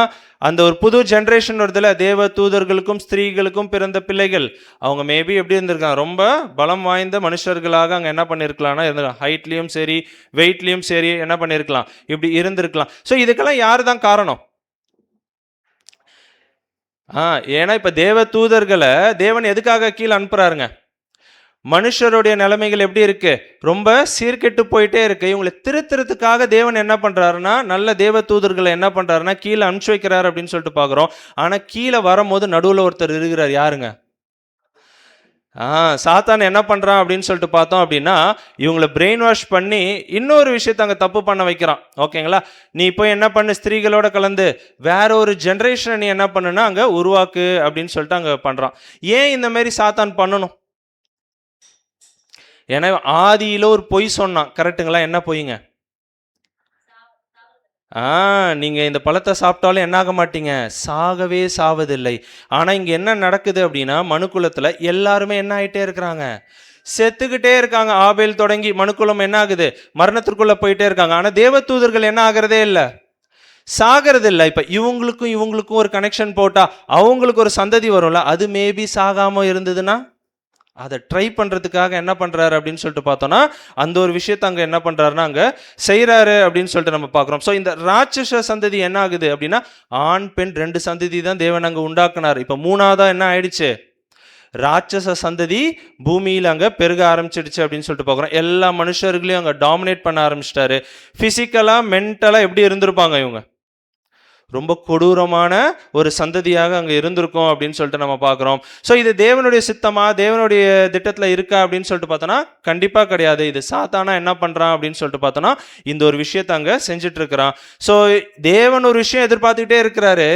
ஆனால் 3ஆவதா ஒரு சந்ததி என்ன பண்ணிட்டு இருக்குது, அவர் எதிர்பார்க்கறது தேவ பக்தி உள்ள ஒரு சந்தி, ஆண் பெண்லேருந்து யாராவது வருவாங்கன்னு. ஆனால் இப்போ சாத்தான் என்ன பண்ணிட்டான் அப்படின்னு சொல்லிட்டோம், 3ஆவதா ஒரு சந்ததியை உருவாக்கி என்ன பண்ணிட்டு இருக்கிறான், அவனுடைய விஷயத்தை அங்கே உள்ளே எடுத்துட்டு வரான்னு சொல்லிட்டு பார்க்குறோம். இதெல்லாம் பார்த்துட்டு தான் தேவன் அங்கே சொல்றாரு. 5ஆம் வசனம் 6ஆம் வசனம் வாசிக்கலாம். ஆதியாகமம் 6ஆம் அதிகாரம் வசனம் 5 முதல். மனுஷனுடைய அக்கிரமம் பூமியிலே பெருகினது என்றும் அவன் இருதயத்தின் நினைவுகளின் தோற்றமெல்லாம் நித்தமும் பொல்லாதது என்றும் கர்த்தர் கண்டு தாம் பூமியிலே மனுஷனை உண்டாக்குனதற்காக கர்த்தர் மனஸ்தாபப்பட்டார். ஓகேங்களா? மனுஷருடைய அக்கிரமம் பூமியில் என்ன ஆயிட்டே இருக்கு, பெருகிக்கிட்டே இருக்கு. அவன் இருதயத்தின் நினைவுகளின் தோற்றம் எல்லாம் எப்படி இருக்கு, நித்தமும் பொல்லானதா என்ன பண்ணிட்டு இருக்கு, நாங்கள் இருந்துட்டு இருக்கு. ஸோ இதனால இவர் என்ன பண்றாரு அப்படின்னு சொல்லிட்டு பார்த்தோன்னா இந்த மனுஷர்களை ஏன் படைச்சோம் அப்படின்ற அளவுக்கு அவருடைய இருதயம் என்ன ஆயிடுச்சுங்க, அங்கே கஷ்டப்பட ஆரம்பிச்சிருச்சு. விசனப்பட்டார் அப்படின்னு சொல்லிட்டு என்ன பண்ணுறோன்னா அங்கே பார்க்குறோம். ஓகேங்களா? ஸோ அப்படின்னா என்ன நடக்குது அப்படின்னா இப்படி தான் உலகம் போகுது. இந்த மாதிரி ஒரு புது ஒரு ஜென்ரேஷன் வந்துட்டாங்க அப்படின்னு சொல்லும் போது இதுக்கு ஒரு முற்றுப்புள்ளி வைக்கணும் அப்படின்றதுக்காக அங்கே தேவன் என்ன பண்ணுறாருன்னா ஒரு காலப்பகுதியை ஃபிக்ஸ் பண்ணுறார், இவங்க எல்லாத்தையும் அழிக்கிறதுக்கு. வாசிக்கலாம் பாருங்க, அதுலேயே 6ஆம் அதிகாரம் 3ஆம் வசனம். ஆதியாகமம் 6ஆம் அதிகாரம் 3ஆம் வசனம். அப்பொழுது கர்த்தர், என் ஆவி என்றென்றைக்கும் மனுஷனோடு போராடுவதில்லை, அவன் மாம்சந்தானே, அவன் இருக்க போகிற நாட்கள் 120 வருஷம் என்றார். அப்படின்னா ஒரு மனுஷனுடைய ஆயுள் காலத்தை குறித்து இங்க என்ன பண்ணலங்க, சொல்லல. அப்படின்னா அவர் சொன்னதுலேருந்து மனஸ்தாபப்பட்டாரு சொல்றோம்ல, அங்கேருந்து மொத்தம் எத்தனை வருஷம் கெடு கொடுக்குறாருங்க? 120 வருஷம் அங்கே டைம் கொடுக்குறாரு. அதுக்கப்புறம் என்ன பண்ண போறாருங்க? அந்த ஒட்டுமொத்த முதல் உலகத்தையும் என்ன பண்ண போறாருன்னா அங்கே அழிக்க போறார். அப்படின்னா அங்கே மனுஷர்கள் ஒரு சந்ததி இருக்கணும், ஆனால் யார் முக்கியமாக அழியணும்? ராட்சச சந்ததி ஒன்று இருந்துச்சு தெரியுங்களா, 3ஆவதா ஒன்று வந்துச்சு. அதை ஒட்டுமொத்தமாக என்ன பண்ணணும் அப்படின்னு சொல்லிட்டு பார்த்தோன்னா அழிக்கிறதுக்கு தேவன் அங்கே என்ன பண்ணுறாருன்னா ஒரு பிளான் போடுறாரு அப்படின்னு சொல்லிட்டு பார்க்குறோம். அதுலேயே 7ஆம் வசனம் வாசிக்கலாம் பாருங்க. 7ஆம் வசனம். அப்பொழுது கர்த்தர், நான் சிருஷ்டித்த மனுஷனை பூமியின் மேல் வைக்காமல் மனுஷன் முதற்கொண்டு மிருகங்கள், ஊரும் பிராணிகள், ஆகாயத்து பறவைகள் பரியந்தமும் உண்டாயிருக்கிறவைகளை நிக்கிரகம் பண்ணுவேன். நான் அவர்களை உண்டாக்கினது எனக்கு மனஸ்தாபமாய் இருக்கிறது என்றார். ஓகேங்களா? அப்படின்னா மனுஷர்கள், மிருகங்கள், அவர் என்னென்னலாம் உண்டாக்குனாரோ எல்லாத்தையும் நிக்கிரகம் பண்ணுவேன். கம்ப்ளீட் டிஸ்ட்ரக்ஷன் என்ன பண்ணுறாருங்க அங்கே பிளான் பண்ணுறாரு அப்படின்னு சொல்லிட்டு பார்க்குறோம். ஓகேங்களா? இப்படி எல்லாம் பிளான் பண்ணும்போது ஒருத்தருடைய ஃபேமிலி மேலே மட்டும் யாருக்கு கிருபை கிடைக்குது? ஆமாம், நோவோடைய ஃபேமிலி மேலே மட்டும் என்ன கிடைக்குது அப்படின்னு சொல்லிட்டு பார்த்தோன்னா கிருபை கிடைக்குது. ஏன்னா அவர் அந்த ஃபேமிலி எப்படி வாழ்ந்துருக்காங்க? ஆமாம், அந்த எந்த ஒரு மோசமான எந்த விஷயத்தோடையும் சேராமல், இந்த ராட்சச சந்ததியோடு சேராமல், உலகத்தில் நடக்கிற எந்த தப்புலையும் பங்கு இல்லாமல் அவங்க மட்டும் எப்படி இருந்தாங்க? ரொம்ப டிஃப்ரெண்ட்டாக வாழ்ந்துருக்குறாங்க. கரெக்டுங்களா? அப்போ உலகத்தில் எவ்வளோ தவறுகள் நடந்தாலும் என்ன பண்ணியிருக்கிறாங்க? மனுஷர்கள் வாழ்ந்திருக்கிறாங்க. கரெக்டுங்களா? தேவனுக்கு பிரியமா வாசிக்கலாம் பாருங்க. 6ஆம் அதிகாரம் 8 மற்றும் 9ஆம் வசனம். ஆதியாகமம் 6ஆம் அதிகாரம் வசனம் 8 முதல். நோவாவுக்கோ கர்த்தருடைய கண்களில் கிருபை கிடைத்தது. நோவாவின் வம்ச வரலாறு. நோவா தன் காலத்தில் இருந்தவர்களுக்குள்ளே நீதிமானும் உத்தமனுமாய் இருந்தான். நோவா தேவனோடே சஞ்சரித்து கொண்டிருந்தான். இந்த ஒரு வசனத்துல வந்து பார்த்தோம் அப்படின்னா நோவாவின் வம்ச வரலாறுன்னு இருக்கும். மற்ற இடத்துல எல்லாம் படிச்சிருக்கீங்களா? அது 5ஆம் அதிகாரம் எல்லாம் சொல்லுவோம், வம்ச வரலாறு சொல்லுவாங்க, பார்த்துருக்கீங்களா? இவர் இவரை பெற்றார், இவர் இவரை பெற்றாருன்னு. ஆனா நோவாக்கு சொல்லும் போது எப்படி சொல்றாருங்க?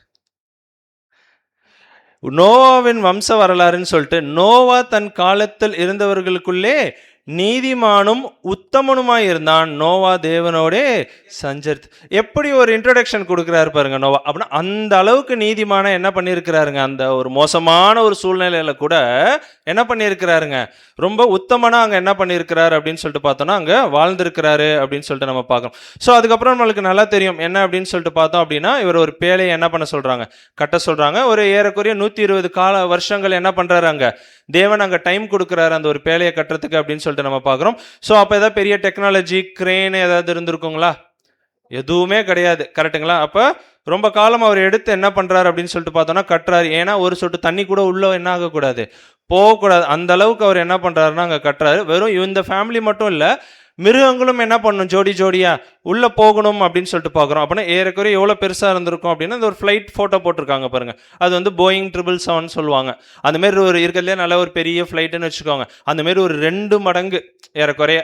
ஓகேங்களா? ஃபுட்பால்ஸ் அந்த ஒரு இது பார்த்துருக்கோம் கிரவுண்டு, அந்தமாரி 1.5 மடங்கு அவ்வளோ பெரிய கப்பலை என்ன பண்ணியிருக்கிறாரு அப்படின்னு சொல்லிட்டு பார்த்தோன்னா, எந்த ஒரு டெக்னாலஜி இல்லை, ஏஐலாம் இல்லை. ஆனால் என்ன பண்ணியிருக்கிறாரு, அந்த காலத்திலேயே ஒரு ஆக்சுவலாக ஒரு நீர்மூழ்கி கப்பலை என்ன பண்ணியிருக்கிறாருன்னா கட்டியிருக்கிறாரு அந்த காலத்திலேயே. ஓகேங்களா? ஸோ கோப்பேர் மரத்தினால கட்டினாருன்னு சொல்லிட்டு பார்க்குறோம். ஸோ இதில் 13 மற்றும் 14ஆம் வசனம் வாசிக்கலாம். ஆதியாகமம் 7ஆம் அதிகாரம் வசனம் 13 முதல். அன்றைய தினமே நோவாவும் நோவாவின் குமாரராகிய சேமும் காமும் யாபேத்தும் அவர்களுடனே கூட நோவாவின் மனைவியும் அவன் குமாரின் 3 மனைவிகளும் பேழைக்குள் பிரவேசித்தார்கள். யார் யார் தான் இப்போ பேழைக்குள்ள போறாங்கன்னா, நோவா ஒய்ஃபு, நோவாவோட 3 பிள்ளைகள், அவங்களுடைய மனைவிகள். மொத்தம் எத்தனை பேர்? 8 பேர் மட்டும்தான் என்ன பண்றாங்கன்னா பேழைக்குள்ள போறாங்க. அடுத்தது 14ஆம் வசனம். அவர்களோடு ஜாதி ஜாதியான சகலவித காட்டு மிருகங்களும் ஜாதி ஜாதியான சகலவித நாட்டு மிருகங்களும் பூமியின் மேல் ஊறுகிற ஜாதி ஜாதியான சகலவித ஊரும் பிராணிகளும் ஜாதி ஜாதியான சகலவித பறவைகளும் பலவிதமான சிறகுகள் உள்ள சகலவித பட்சிகளும் பிரவேசித்தன. ஓகேங்களா? ஸோ இவங்க எல்லாம் என்ன பண்றாங்க, பேழைக்குள்ள அங்க உள்ள போறாங்க அப்படின்னு சொல்லிட்டு நம்ம பார்க்குறோம். அதிலே தொடர்ந்து 15 மற்றும் 16 வசனம் 15 முதல். இப்படியே ஜீவ சுவாசமுள்ள மாம்ச ஜந்துக்கள் எல்லாம் ஜோடி ஜோடாக நோவாவின் இடத்தில் பேழைக்குள் பிரவேசித்தன. தேவன் அவனுக்கு கட்டளையிட்டபடியே ஆணும் பெண்ணுமாக சகலவித மாம்ச ஜந்துக்களும் உள்ளே பிரவேசித்தன. அப்பொழுது கர்த்தர் அவனை உள்ளே விட்டு கதவை அடைத்தார். ஓகேங்களா? ஸோ 8 பேர் மட்டும் இல்லாம மிருகங்கள், பறவைகள் எல்லாமே ஜோடி ஜோடியா தேவன் என்ன பண்றாருங்க, அங்க உள்ள எடுத்துட்டு வர்றாரு. அவங்கள்ட்டேருந்து வந்தது தான் இப்போ என்ன ஆகுதுங்க, அந்த 2ஆம் உலகத்துல என்ன பண்ணியிருக்கணும், எப்படி மனுஷர்களுக்கு சொல்றோம் நோவால இருந்தா ஃபேமிலி பெருகி இருக்கணும்னு, அதே மாதிரி இந்த மிருகங்கள்ல இருந்தா அடுத்த ஒரு ஜெனரேஷன் என்ன இருக்கணும்னா அங்க வந்திருக்கணும் அப்படின்னு சொல்லிட்டு நம்ம பார்க்குறோம். ஸோ தேவனே என்ன பண்ணிடுறாருங்க, அங்க பேழையோட கதவை அங்க அடைக்கிறாரு அப்படின்னு சொல்லிட்டு பார்க்குறோம். மேபி நோவா கொஞ்சம் கருணை காட்டி யாரையாவது ஒருத்தர் உள்ள கூட்டிட்டு இருந்தா என்ன ஆயிருக்கும் தெரில. மேபி தேவனே என்ன பண்ணிட்டாரு, அதனால என்ன பண்ணிட்டாரு அப்படின்னு சொல்லிட்டு பார்த்தோன்னா அங்கே கதவை அடைச்சிட்டாரு அப்படின்னு சொல்லிட்டு பார்க்குறோம். ஸோ கப்பல் இப்படி தான், சாரி கப்பல் அந்த ஒரு பேலை இப்படி தான் இருந்திருக்கணும் ஆர்க்கு. ஓகேங்களா? கம்பார்ட்மெண்ட்டாக இதில் மிருகங்களுக்கு சாப்பாடு வேணும், நிறைய விஷயங்கள் இருக்குல்ல. ஸோ இது எல்லாத்தையும் என்ன பண்ணியிருக்கணும் அப்படின்னா இந்த மாதிரி இருந்திருக்கலாம் அப்படின்னு சொல்லிட்டு நம்ம பார்க்குறோம். ஓகேங்களா? ஃபர்ஸ்ட் ஃப்ளோரு, செகண்ட் ஃப்ளோரு, இந்த மாதிரிலாம் என்ன பண்ணியிருக்கலாங்க, அங்கே இருந்திருக்கலாம் அப்படின்னு சொல்லிட்டு பார்க்குறோம். ஸோ இந்த ஒரு பேழையை வந்து அவர் தனியாக கட்டியிருப்பாருங்களா? தனியானா அவர் ஃபேமிலி 8 பேர் மட்டும் கண்டிப்பாக என்ன பண்ணியிருக்கலாம் அப்படின்னு சொல்லிட்டு பார்த்தோன்னா, கூட இருந்த மனுஷர்கள் மற்றவங்களும் என்ன பண்ணியிருக்கலாம், சம்பளத்துக்கு வேலை பார்த்துருக்கலாம், இல்லைனா உதவி செஞ்சுருக்கலாம், ஏதோ ஒரு விதத்தில் என்ன பண்ணியிருக்கலாம் அப்படின்னு சொல்லிட்டு பார்த்தோன்னா அங்கே இருந்திருப்பாங்க கூட அப்படின்னு சொல்லிட்டு பார்க்குறோம். ஆனால் அப்போ சொல்லும் போது அப்போ நோவா என்ன சொல்லுவாருங்க, எதுக்காக இதெல்லாம் கட்டுறீங்கன்னு சொன்னால் என்ன சொல்லுவார்? ஆமாம், மழை பெய்ய போகுது அப்படின்னு சொன்னால் எப்படி இருக்கும்? பைத்தியக்காரன் என்ன பண்ணிட்டு இருக்கிறான் அப்படிதான் யோசிச்சிருப்பாங்க. கரெக்டுங்களா? அவர் என்ன பண்ணிட்டு தேவனுடைய வார்த்தை கீழ்ப்படிஞ்சு நடந்துட்டு இருக்கிறாரு. ஆனா கண்டிப்பா மழை வரப்போகுது, எல்லாரும் அழிஞ்சு போயிடுவீங்க, நீங்க எல்லாம் இதுக்குள்ள வாங்க அப்படிலாம் ஏதாவது சொல்லி இருந்தா கண்டிப்பா அவர் எப்படிதான் பார்த்துருப்பாங்க அப்படின்னா பைத்தியக்காரனா தான் என்ன பண்ணிருப்பாங்க. கண்டிப்பா கேலி கிண்டல் எல்லாமே என்ன பண்ணியிருக்கணும் அந்த ஒரு காலத்துல அவரை பண்ணியிருப்பாங்க அப்படின்னு சொல்லிட்டு நம்ம பார்க்குறோம். அப்படின்னா ஏன் அப்படின்னா மழை அப்படின்ற ஒரு விஷயத்தையும் அவங்க இது வரைக்கும் என்ன பண்ணலங்க, பார்த்ததே கிடையாது. கரெக்டுங்களா? சரி, மழையே பார்த்ததில்ல, அப்போ எப்படி அங்கே செடி கொடியெல்லாம் வளர்ந்துருக்கும்? மூடு பனி. அதுதான் அடுத்த வசனம் வாசிக்கலாம் பாருங்க, 2ஆம் அதிகாரம் 5 மற்றும் 6. ஆதியாகமம் 2ஆம் அதிகாரம் வசனம் 5 முதல். நிலத்தினுடைய சகலவித செடிகளும் பூமியின் மேல் இன்னும் உண்டாக்கவில்லை, நிலத்தினுடைய சகலவித பூண்டுகளும் இன்னும் முளைக்கவில்லை, ஏனெனில் தேவனாகிய கர்த்தர் பூமியின் மேல் இன்னும் மழையை பெய்ய பண்ணவில்லை, நிலத்தை பண்படுத்த மனுஷனும் இருந்ததில்லை. அப்பொழுது மூடுபனி பூமியிலிருந்து எழும்பி பூமியை எல்லாம் நனைத்தது. ஓகேங்களா? அப்போ இந்த ஒரு காலப்பகுதி வரைக்கும் எதுதான் அங்கே வந்து தண்ணியாக இருந்திருக்கு அப்படின்னு சொல்லிட்டு பார்த்தோம்னா மூடு பனி தான் என்ன பண்ணப்பட்டிருக்குங்க, அங்கே இருந்திருக்கு. அதனால என்ன இருக்கு அப்படின்னா அங்கே எல்லாமே அங்கே என்ன பண்ணப்பட்டிருக்கு அப்படின்னா வளர ஆரம்பிச்சிருக்கு அப்படின்னு சொல்லிட்டு பார்க்கணும். அப்போனா இந்த ஒரு பேழைக்குள்ள 8 பேர், அதெல்லாம் மிருகங்கள் பறவைகள் இவங்க எல்லாம் என்ன பண்ணிடுறாங்கன்னா உள்ளே போயிடுறாங்க, கதவையும் அடைச்சிட்டாரு. 1 நாள் ஆச்சு, 2 நாள் ஆச்சு, இந்த மாதிரி எத்தனை நாள் ஆச்சுங்க? 7 நாள் ஆச்சு. என்ன வரவே இல்லை, மழை வரவே இல்லை. சுற்றி இருக்கவங்களாம் என்ன சொல்லியிருப்பாங்க, கண்டிப்பாக இவர் யார் தான். ஆமாம், கரெக்டுங்களா? ஸோ அந்த மாதிரி தான் அவ்வளோ கேலி கிண்டல் என்ன பண்ணியிருப்பாங்க, கண்டிப்பாக அங்கே பண்ணியிருப்பாங்க. ஆனால் நோவா எங்கேயாவது அந்த விசுவாசத்துலேருந்து விலகி போனாருங்களா? தேவன் ஒரு விஷயம் சொன்னால் கண்டிப்பாக செய்வார். அவ்வளோ பொறுமையாக என்ன பண்ணியிருக்கிறாரு அப்படின்னு சொல்லிட்டு பார்த்தோன்னா உள்ளே இருந்திருக்கிறாரு. ஸோ அப்போ எப்போ மழை வந்ததுன்னா ஆதியாகமம் 7ஆம் அதிகாரம் 11ஆம் வசனம். ஆதியாகமம் 7ஆம் அதிகாரம் 11ஆம் வசனம். நோவாவுக்கு 600ஆம் வயதாகும் வருஷம் 2ஆம் மாதம் 17ஆம் தேதியாகிய அந்நாளிலே மகா ஆழத்தின் ஊற்றுக்கண்கள் எல்லாம் பிளந்தன, வானத்தின் மதகுகளும் திறவுண்டன. ஓகேங்களா? இங்கே அழகாக சொல்கிறாங்க பாருங்க, டைம் கொடுக்குறாரு கரெக்டாக. 600ஆவது வயசில் 2ஆம் மாதத்தில் 17ஆம் தேதியில் அங்கே என்ன ஆகுதுன்னா மழை தொடங்குது அப்படின்னு சொல்லிட்டு பார்க்குறோம். இதெல்லாம் கால்குலேஷன் ஏன் தேவன் கொடுக்குறாருன்றதை பின்னாடி ஒரு பாடத்தில் முடிஞ்சா நம்ம பார்க்கலாம். ஓகேங்களா? மகா ஆழத்தின் ஊற்றுக்கண்கள் எல்லாம் பிளந்தன, வானத்தின் மதகுகள் எல்லாம் திறவுண்டன. வாட்டர் கெனோப்பி பார்த்தோம் தெரியுமா? கெனோப்பி அதுதான் மதகுகள். அந்த வாட்டர் கெனோப்பி எல்லாம் சுற்றி இருந்தது தெரியுங்களா? அது எல்லாம் இப்போ என்ன ஆயிடுச்சு, வானத்திலேருந்து விழ ஆரம்பிச்சிருச்சு. ஆழத்தின் ஊற்றுக்கண்கள் எல்லாம் சுற்றி தண்ணி இருந்தது, மேலேயும் தண்ணி கீழேயும் தண்ணின்னு பார்த்தோம், நடுவில் ஆகாய விரிவுன்னு பார்க்குறோம். இங்கே இருக்க கீழே இருக்க தண்ணி வருது, மேலே இருக்க தண்ணி வருது, எல்லாம் 40 நாளைக்கு என்ன ஆகுதுங்க, அங்கே பேய ஆரம்பிக்குது அப்படின்னு சொல்லிட்டு பார்க்குறோம். அப்போ கொஞ்சம் கொஞ்சமாக பூமியில் என்ன ஆயிருக்கும், தண்ணி டே பை டே இன்க்ரீஸ் ஆகிட்டே அங்கே வந்திருக்கும். இந்த மனுஷர்கள் ராட்சசர்கள்லாம் என்ன பண்ணியிருப்பாங்க, அப்போ மாதிரி பெரிய பெரிய பில்டிங்லாம் கிடையாது, ஒரு எல்ஐசி பில்டிங் மாதிரி அப்படியே ஏறி போகிறதுக்கெலாம் என்ன ஆயிருக்கணும், பெரிய பெரிய மலைகள் இருந்தால் அதுக்கு ஓடி போயிருப்பாங்க. ஏன்னா டே பை டே தண்ணி இன்க்ரீஸ் ஆகிட்டே வருது, அவங்களோட உயிரை காப்பாற்றிக்கணும்னு என்ன பண்ணுவோம், எதாவது பெரிய மரங்கள் இருந்தால் ஏறி இருக்கணும், இல்லை மலைகள் இருந்தால் ஏறி போயிருக்கணும். அப்படியே என்ன ஆகிட்டே இருந்துக்கு அப்படின்னு சொன்னால் தண்ணியும் டே பை டே இன்க்ரீஸ் ஆகிட்டே வருது அப்படின்னு சொல்லிட்டு பார்க்குறோம். கொஞ்சம் கொஞ்சமாக ஜனங்களும் என்ன ஆகுறாங்க அப்படின்னு சொல்லிட்டு பார்த்தோன்னா அங்கே செத்துக்கிட்டே வராங்க அப்படின்னு சொல்லிட்டு நம்ம பார்க்குறோம். அதான் ஒரு வசனத்தில் நம்ம வாசிப்போம் என்னன்னா, எல்லா மலைகளுக்கும் மேலாக எத்தனை முழங்க, 15 முழம் என்ன ஆயிடுச்சு, தண்ணி அங்கே வந்துடுச்சு அப்படின்னு சொல்லிட்டு நம்ம பார்க்குறோம். ஏன் அந்த அளவுக்கு அங்கே வந்துச்சு அப்படின்னா, ஏன்னா இந்த ராட்சசர்கள்லாம் எப்படி இருந்தாங்க, நல்ல பலவான்களாக இருந்தாங்க அப்படின்னு சொல்லிட்டு பார்க்கும்போது, இப்போ நம்ம ஒரு 6 அடி ஒரு 6 அடி இருக்காங்கன்னு வச்சுக்கோங்க. அவங்களாம் எந்த அடி எவ்வளோ ஹைட் இருந்திருக்கலாம், ஒரு 10 அடியோ 15 அடியோ நம்மளுக்கு தெரியாது. நல்ல ஹைட்டாக என்ன பண்ணியிருக்கணும், இருந்திருக்கணும், நல்ல பலசாலிகளாக இருந்திருக்கணும் அப்படின்னு சொல்லிட்டு பார்க்குறோம். ஸோ அது அவங்களையும் அழிக்கிறதுக்காக தான் இந்த ஒரு விஷயத்தை அங்கே பண்ணுறாரு. படிச்சிடலாம் பாருங்க. ஆதியாகமம் 7ஆம் அதிகாரம் 19 மற்றும் 20ஆம் வசனம். ஆதியாகமம் 7ஆம் அதிகாரம் வசனம் 19 முதல். ஜலம் பூமியின் மேல் மிகவும் அதிகமாய் பெருகினதினால் வானத்தின் கீழ் எங்கும் உள்ள உயர்ந்த மலைகள் எல்லாம் மூடப்பட்டன. உயர்ந்த மலைகள் எல்லாம், வானத்திற்கு கீழே என்னென்னலாம் உயர்ந்த மலைகள் அப்ப இருந்ததோ அது எல்லாம் மூடப்பட்டனர். ஒரு எக்ஸாம்பிளுக்கு எவரெஸ்ட் மவுண்ட் இருந்ததுன்னு வச்சுக்கோங்க. அது ஃபுல்லா என்ன ஆயிடுச்சு, முழுகிடுச்சு தண்ணியில. அடுத்த வசனம் 20ஆம் வசனம். மூடப்பட்ட மலைகளுக்கு மேலாய் 15 முழ உயரத்திற்கு ஜலம் பெருகிற்று. மூடப்பட்ட மலைகளுக்கு மேலாக, ஒரு எக்ஸாம்பிளுக்கு எவரெஸ்ட் மவுண்ட் இப்படி இருக்கு அப்படின்னு சொல்லிட்டு பார்த்தோம் அப்படின்னா, இதுக்கு மேல என்ன ஆகுதுங்க, 15 முழம் உயரத்துக்கு தண்ணி என்ன ஆயிடுச்சு, மேல வந்துடுச்சு. அப்படின்னா எவ்வளோங்க முழம், ஒரு முழம் எத்தனை அடி, 1.5 அடி. அப்படின்னா 22 அடிக்கு என்ன ஆயிடுச்சு, எல்லா மலைகளுக்கும் மேலாக என்ன ஆயிடுச்சுன்னா தண்ணி வந்துடுச்சு. ராட்சசர்கள் மலைக்கு ஓடி போயிருந்தா கூட என்ன ஆயிருக்கும், கண்டிப்பாக என்ன ஆயிருப்பாங்கன்னா இறந்துருப்பாங்க. அப்போ கண்டிப்பாக அந்த ஒரு ஹைட்டில் தான் இருந்திருக்கணும். நம்மளுக்கு தெரியாது 15 அடியோ 20 அடியோ. ஆனால் எவ்வளோ ஹைட்டில் இருந்திருந்தாலும் என்ன இருக்கணும் அப்படின்னா, அங்கே எல்லா ராட்சசர்களும் என்ன இருக்கணும் அப்படின்னா அங்கே இறந்துருக்கணும். அதுதான் தேவனுடைய திட்டமே. அந்த ஒரு தேவையில்லாத ஒரு சந்ததி இந்த பூமியில் என்ன பண்ணக்கூடாது, இருக்கக்கூடாது. அவருடைய திட்டம் வேற. இது சாத்தானால என்ன ஆயிடுச்சு அப்படின்னு சொல்லிட்டு பார்த்தோன்னா, இன்னொரு சந்ததி அங்கே வந்துடுச்சு. அதை முற்றிலும் அங்கே அழிக்கிறாரு. அப்புறம் 23ஆம் வசனம் வாசிக்கலாம். ஆதியாகமம் 7ஆம் அதிகாரம் 23ஆம் வசனம். மனுஷர் முதல் மிருகங்கள், ஊரும் பிராணிகள், ஆகாயத்து பறவைகள் பரியந்தமும் பூமியின் மேல் இருந்த உயிருள்ள வஸ்துக்கள் யாவும் அழிந்து அவைகள் பூமியில் இராதபடிக்கு நிக்கிரகமாயின. நோவாவும் அவனோடு பேழையில் இருந்த உயிர்களும் மாத்திரம் காக்கப்பட்டன.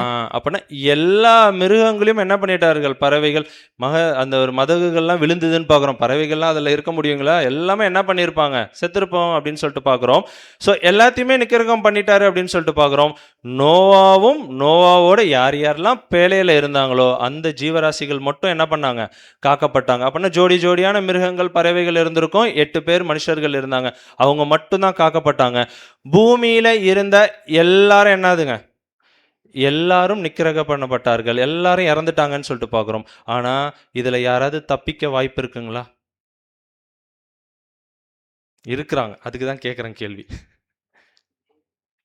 எல்லா மனுஷர்களும் இறந்துட்டாங்க, மிருகங்கள் இறந்துட்டாங்க, பறவைகள் இறந்துடுச்சு, எல்லாம் அவுட்டு. ராட்சசர்களும் மலைக்கு ஓடி போயிருந்தா கூட அவங்களும் என்ன ஆயிருக்கணும், எல்லாமே இறந்துருக்கணும். ஆனால் ஒருத்தர், ஒரு வகுப்பார் கண்டிப்பாக என்ன பண்ணியிருக்கணும், ஏதாவது கெஸ் பண்ணுறீங்களா?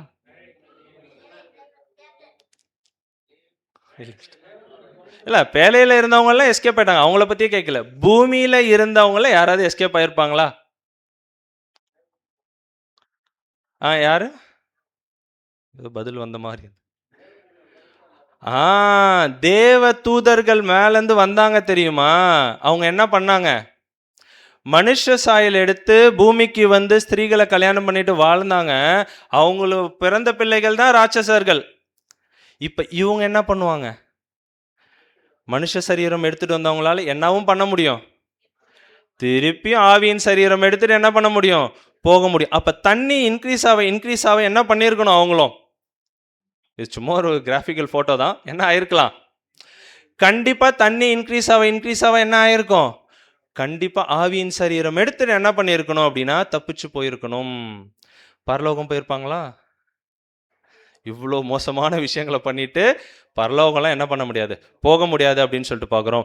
பூமிக்கும் என்ன பண்ண முடியல, வர முடியல. இங்கே வந்தாலும் அவங்க ஒன்றும் பண்ண முடியாதுன்னு சொல்லிட்டு பார்க்குறோம். அப்படின்னா அவங்களுடைய நிலைமை என்ன அப்படின்றத தான் என்ன பண்ண போகிறோன்னா நம்மளுடைய அப்போஸ்தலனாகிய பேதுரு சொல்கிறாரு. வாசிக்கலாம் பாருங்க. 2 பேதுரு 2ஆம் அதிகாரம் 4 மற்றும் 5.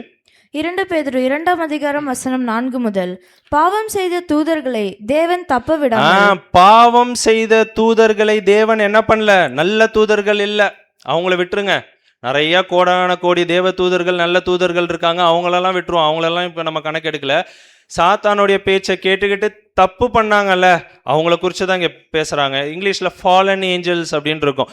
பாவம் செய்த தூதர்களை தேவன் என்ன பண்ணல, தப்ப விடலை. அந்தகார சங்கிலிகளினாலே கட்டி நரகத்திலே தள்ளி நியாய தீர்ப்புக்கு வைக்கப்பட்டவர்களாக ஒப்பு கொடுத்து. அப்ப அந்தகார சங்கிலியினாலே கட்டி, ஸ்பிரிட் நேச்சர் ஆவிக்குரிய சரீரத்தில் இருக்கவங்கள சங்கிலியில கட்ட முடியுங்களா? கட்ட முடியுமா? அப்ப என்ன பண்ண முடியாது, கட்டலாம் முடியாது. ஆனா என்ன சொல்றாரு அப்படின்னா, சங்கிலியினாலே கட்டி நரகத்திலே தள்ளி நியாய தீர்ப்புக்குன்னு என்ன பண்ணப்பட்டிருக்காங்க, வைக்கப்பட்டிருக்கிறாங்க அப்படின்னு சொல்லிட்டு. அப்படின்னா ஏதோ ஒரு விஷயத்த தேவன் அங்க என்ன பண்ணிட்டாருங்க, கட்டிட்டாரு அப்படின்னு சொல்லிட்டு நம்ம பார்க்குறோம். அப்போனா தேவ தூதர்களுக்கு நிறைய ப்ரிவிலேஜஸ் கொடுத்துருப்பாங்க, கரெக்டுங்களா? அந்த ப்ரிவிலேஜஸில் சில விஷயங்களை தேவன் என்ன பண்ணிட்டாருன்னா கட் பண்ணிட்டாரு. எந்த விஷயம் அப்படின்னு சொல்லிட்டு பார்த்தோன்னா, அவங்க அதுக்கு முன்னாடி என்ன பண்ணலாம் அப்படின்னு சொல்லிட்டு பார்த்தோன்னா, மனுஷ சாயல் எடுத்து அவங்களால என்ன பண்ண முடியும், பூமிக்கு வர முடியும். அந்த ஒரு விஷயத்தை என்ன பண்ணிட்டார் அப்படின்னு சொல்லிட்டு பார்த்தோன்னா, அங்கே ஒரு முற்றுப்புள்ளி வச்சுட்டார். எல்லாருக்கும் கிடையாது, விழுந்து போன தேவ தூதர்களுக்கு. அப்போ அவங்களை எங்கே கட்டி வச்சிருக்கிறார் அப்படின்னு சொல்லிட்டு பார்த்தோன்னா, அதுதான் பார்த்தோம், நரகத்திலே தள்ளி அப்படின்னு சொல்லிட்டு பார்த்தோம். அது ஒரு கிரேக்க வார்த்தை. ஏன்னா புதிய ஏற்பாடு எதில் எழுதப்பட்டதுங்க? பழைய ஏற்பாடு எபிரேய பாஷையில், புதிய ஏற்பாடு கிரேக்க பாஷையில். ஸோ இப்போ நம்ம புதிய ஏற்பாடு பார்த்துட்டு இருக்கோம். ஸோ இந்த ஒரு நரகத்திலே அப்படின்ற ஒரு வார்த்தைக்கு கிரேக்க வார்த்தை என்ன வருது அப்படின்னா, டார்டரு அப்படின்ற ஒரு வார்த்தை வருது. TAROO. அது எங்கேருந்து மருவி வந்ததுன்னா, டார்டரஸ் அப்படின்ற ஒரு வார்த்தையிலேருந்து மருவி வந்த ஒரு வார்த்தை. ஓகேங்களா? இது கிரேக்க வார்த்தை. இதோடைய அர்த்தம் என்ன அப்படின்னு சொல்லிட்டு பார்த்தோம்னா, அட்மாஸ்பியர், ஆகாய மண்டலம் அப்படின்னு சொல்லிட்டு பார்க்குறோம். அப்போ இங்கேருந்து தப்பிச்சு போன தேவ தூதர்கள் தப்பு செஞ்சுட்டு பரலோகமும் போக முடியாது, கீழே திருப்பி மனுஷ சாயலாக எடுத்துட்டு கீழேயும் வர முடியாது அதுக்கப்புறம். ஸோ அதனால் ஆகாய மண்டலத்திலே என்ன பண்ணியிருக்கிறாருங்க, அங்கே கட்டி வச்சிருக்கிறாரு அப்படின்னு சொல்லிட்டு பார்க்குறோம். எப்போ வரைக்கும்? அவங்களுக்குன்னு ஒரு நியாய தீர்ப்பு இருக்கு. அந்த நியாய தீர்ப்பு வர வரைக்கும் அவங்க அந்த ஒரு நிலைமையில என்ன பண்ணுவாங்கன்னா அங்கே இருப்பாங்க. 5ஆம் வசனம் வாசிக்கலாம். 5ஆம் வசனம். பூர்வ உலகத்தையும் தப்ப விடாமல் நீதியை பிரசங்கித்தவன் ஆகிய நோவா முதலான 8 பேரை காப்பாற்றி அவபக்தி உள்ளவர்கள் நிறைந்த உலகத்தின் மேல் ஜலப்பிரளயத்தை வரப்பண்ணி. அப்படின்னா ரொம்ப அருமையா சொல்ல, 8 பேர் மட்டும்தான் காக்கப்பட்டிருக்கிறாங்க. தப்பு செஞ்சவங்க எஸ்கேப் ஆக போனாங்க. அவங்கள தேவன் என்ன பண்ணிட்டாருங்க, ஆகாய மண்டலத்துல கட்டி அங்க நியாய தீர்ப்புக்காக அங்க வச்சிருக்கிறாருன்னு சொல்லிட்டு பார்க்குறோம். இதை குறித்து யூதாவும் எழுதுறாரு. வாசிக்கலாம் பாருங்க. யூதா 1ஆம் அதிகாரம் 6ஆம் வசனம். தங்களுடைய ஆதி மேன்மையை காத்து கொள்ளாமல் தங்களுக்குரிய வாசஸ்தலத்தை விட்டுவிட்ட தூதர்களையும் மகா நாளில் நியாய தீர்ப்புக்கென்று நித்திய சங்கிலிகளினாலே கட்டி அந்தகாரத்தில் அழைத்து வைத்திருக்கிறார். அப்ப இங்கேயும் என்ன சொல்றாரு அப்படின்னு சொல்லிட்டு பார்த்தோம்னா, தங்களுக்குரிய வாசஸ்தலத்தை, அதுக்கு மேல சொல்ற, தங்களுடைய ஆதி மேன்மையை காத்து கொள்ளாமல், அவங்களுக்குன்னு சில ப்ரிவிலேஜஸ் வந்திருக்கும்ல தேவ தூதர்களுக்குன்னு, அந்த ஆதி மேன்மையை அவங்க என்ன பண்ணல, காத்து கொள்ளல. தங்களுக்குரிய வாசஸ்தலத்தை விட்டு விட்டு தூதர்களை என்ன பண்றாருன்னா, மகா நாளின் நியாய தீர்ப்புக்குன்னு என்ன பண்ணப்பட்டிருக்கு, அவங்கள கட்டி வச்சிருக்கிறாரு. ஸோ அவங்களுக்கு கண்டிப்பா ஒரு நியாய தீர்ப்பு இருக்கு, ஒரு தண்டனை இருக்கு அப்படின்றத தான் நம்ம என்ன பண்றோம்னா அங்க பார்க்குறோம். ஸோ இதை தான் பார்த்தோம். இந்த இப்போ இவங்களால மனுஷ சாயலாக வர முடியாது, ஓகேங்களா? ஆனா இவங்க இன்னும் யாருக்கு வேலை பார்த்துட்டு இருப்பாங்க? சாத்தானுக்கு தான் இவங்க என்ன பண்ணிட்டு இருப்பாங்க, கண்டிப்பா வேலை பார்த்துட்டு இருப்பாங்க, கரெக்டுங்களா? ஸோ அப்படின்னா இப்போ கூட நம்ம பார்க்குறோம்ல, நிறைய இடத்துல பேய் பிசாசுன்னெலாம் சொல்கிறாங்கல்ல, இந்த மாதிரிலாம் வர்றது யார் தெரியுங்களா? மனுஷ சாயல்லாம் எடுக்க முடியாது. ஆனால் என்ன பண்ணுவாங்க, ஆமாம், என்ன பண்ணுவாங்கன்னா நம்மளுடைய சிந்தனையிலையோ இல்லை மனுஷர்களுள்ள புகுந்தோ என்ன பண்ணுவாங்க, இந்தமாரி விஷயம்லாம் என்ன பண்ணுவாங்கன்னா அங்கே செய்வாங்க. அதுக்கு பிப்ளிக்கலாகவே ப்ரூஃப் இருக்குது, அதையும் நம்ம பார்க்க போகிறோம். ஓகேங்களா? இந்த வசனம் மட்டும் வாசிச்சலாம் பாருங்கள். எபிரேயர் 2ஆம் அதிகாரம் 5ஆம் வசனம். எபிரேயர் 2ஆம் அதிகாரம் 5ஆம் வசனம். இனிவரும் உலகத்தை குறித்து பேசுகிறோம். இனிவரும் உலகத்தை குறித்து, இது எங்க புதிய ஏற்பாட்டில் எழுதுறாரு, 2ஆம் உலகத்திலிருந்து அங்கே எபிரேயர் ஆசிரியர் எழுதுறாரு. என்ன எழுதுறாரு அப்படின்னு சொல்லிட்டு பார்த்தோன்னா, இனிவரும் உலகத்தை குறித்து பேசுகிறோம்ல. எந்த உலகம் இனி வரும் உலகம்? 3ஆம் உலகம், இயேசு கிறிஸ்துவோடைய ராஜ்யம், கரெக்டுங்களா? அந்த ஒரு காலப்பகுதியில் அதை அவர் தூதர்களுக்கு கீழ்ப்படுத்தல. ஏன்னா முதல் 2 உலகத்தையும் தேவன் என்ன பண்ணியிருக்கிறாரு, அனுமதிச்சிருக்கிறாரு, தேவ தூதர்களுக்கு கீழ்ப்படுத்தி இருக்கிறாரு. ஆனா 3ஆவது உலகத்தை அவர் என்ன பண்ணலங்க, தேவ தூதர்களுக்கு அங்க இயேசு கிறிஸ்துவோடைய ராஜ்யத்துல அவங்களுக்கு அங்க என்ன இல்லை அப்படின்னா அனுமதி இல்லை. அதாவது அவங்க ஒரு விஷயத்த அங்க பண்றதுக்கு அங்க அனுமதி இல்லை அப்படின்னு சொல்லிட்டு என்ன பண்றோம்னா அங்க பார்க்குறோம். ஓகேங்களா? ஸோ நம்ம இப்போ அதுக்கு முன்னாடி பார்த்தோம் தெரியுங்களா? அப்படின்னா இந்த ஒரு விழுந்து போன தேவ தூதர்கள் மனுஷர்களோட உடம்புக்குள்ளெல்லாம் பூந்து பேய் பிசாஸ் மாதிரிலாம் என்ன பண்ணுவாங்க, பேசுறாங்களா இல்லையா? பேசுறாங்களே, அது வேதத்திலிருந்து நம்ம ப்ரூஃப் பார்க்கலாம் பாருங்க. மத்தேயு 8ஆம் அதிகாரம் 28ஆம் வசனம். மத்தேயு 8ஆம் அதிகாரம் 28ஆம் வசனம். அவர் அக்கரையிலே கெர்கேசேனர் நாட்டில் வந்தபோது பிசாசு பிடித்திருந்த 2 பேர் பிரேத கல்லறைகளிலிருந்து புறப்பட்டு அவருக்கு எதிராக வந்தார்கள். அவர்கள் மிகவும் கொடியராய் இருந்தபடியால் அந்த வழியாக ஒருவனும் நடக்கக்கூடாது இருந்தது. பிசாஸ் பிடிச்ச என்ன பண்ணியிருக்கிறாங்கன்னா 2 பேர் இருந்திருக்கிறாங்க. அந்த சைடு வந்திருக்கிறார் இயேசு கிறிஸ்து. அங்க ஒருத்தராலையும் என்ன பண்ண முடியல, நடக்க முடியல. அந்த அளவுக்கு மோசமா அங்க நடந்திருக்காங்கன்னு சொல்லிட்டு பார்க்கிறோம். அதுல 29ஆம் வசனம். 29ஆம் வசனம். அவர்கள் அவரை நோக்கி, இயேசுவே தேவனுடைய குமாரனே. என்ன சொல்றாங்க? என்ன சொல்றாங்க?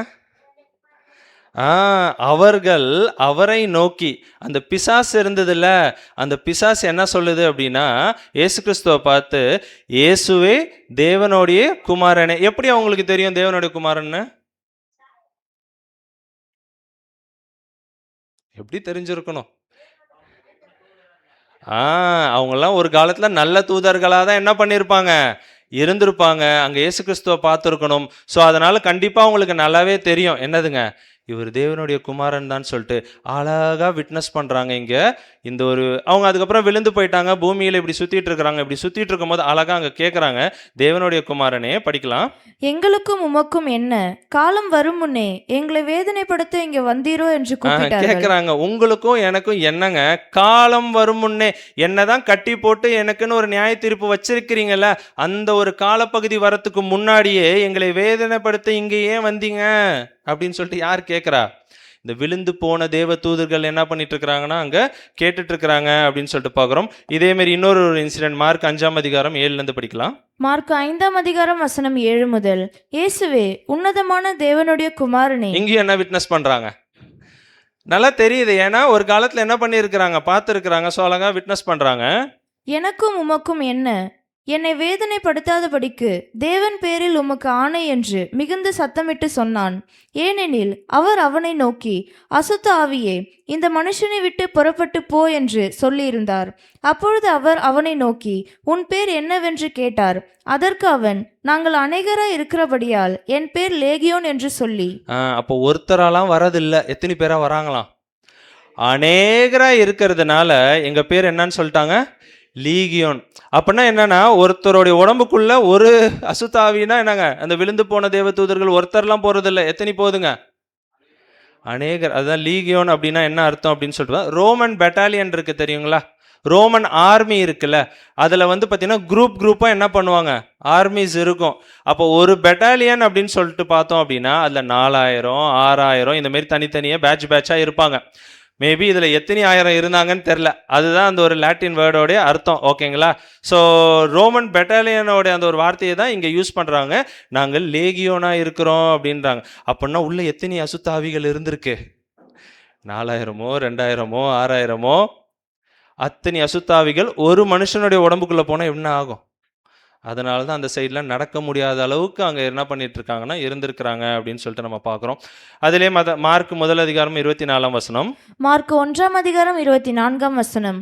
அவன், ஐயோ நசரேயனாகிய இயேசுவே எங்களுக்கும் உமக்கும் என்ன, எங்களை கெடுக்கவா வந்தீர், உம்மை இன்னார் என்று அறிவேன், நீர் தேவனுடைய பரிசுத்தர் என்று சத்தமிட்டான்.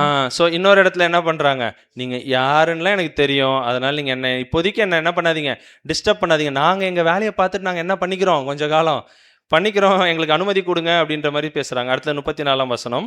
மார்க் 1ஆம் அதிகாரம் 34ஆம் வசனம். பலவிதமான வியாதிகளினால் உபத்திரவப்பட்டிருந்த அநேகரை அவர் சொஸ்தமாக்கி அநேகம் பிசாசுகளையும் துரத்தி விட்டார். அந்த பிசாசுகள் தம்மை அறிந்திருக்கிறபடியால் அவைகள் பேசுகிறதற்கு அவர் இடம் கொடுக்கவில்லை. இங்கேயும் எப்படிதான் இருந்திருக்குன்னா, அநேக பிசாசுகளா என்ன பண்ணப்பட்டிருக்குன்னா அங்க இருந்திருக்கு அப்படின்னு சொல்லிட்டு பார்க்குறோம். அந்த பிசாசுகளே இவர் நல்லாவே தெரியுமா. ஓகேங்களா? ஸோ அதுதான் இவர் என்ன பண்ணுறாருன்னா அங்கே சொல்கிறாரு அப்படின்னு சொல்லிட்டு பார்க்குறோம். அப்படின்னா இந்த விழுந்து போன தேவதூதர்களால் மனுஷ சரீரம் எடுக்க முடியாது, ஆனால் என்ன பண்ணலாம், சாத்தானோட சேர்ந்துக்கிட்டு என்னென்னலாம் செய்யக்கூடாதோ அதை இந்த மனுக்குலத்திற்கு அவன் என்ன பண்ணுவான் அப்படின்னு சொல்லிட்டு பார்த்தோன்னா அங்கே செய்கிறதுக்கு நிறைய வாய்ப்புகள் இருக்குது அப்படின்னு சொல்லிட்டு பார்க்குறோம்.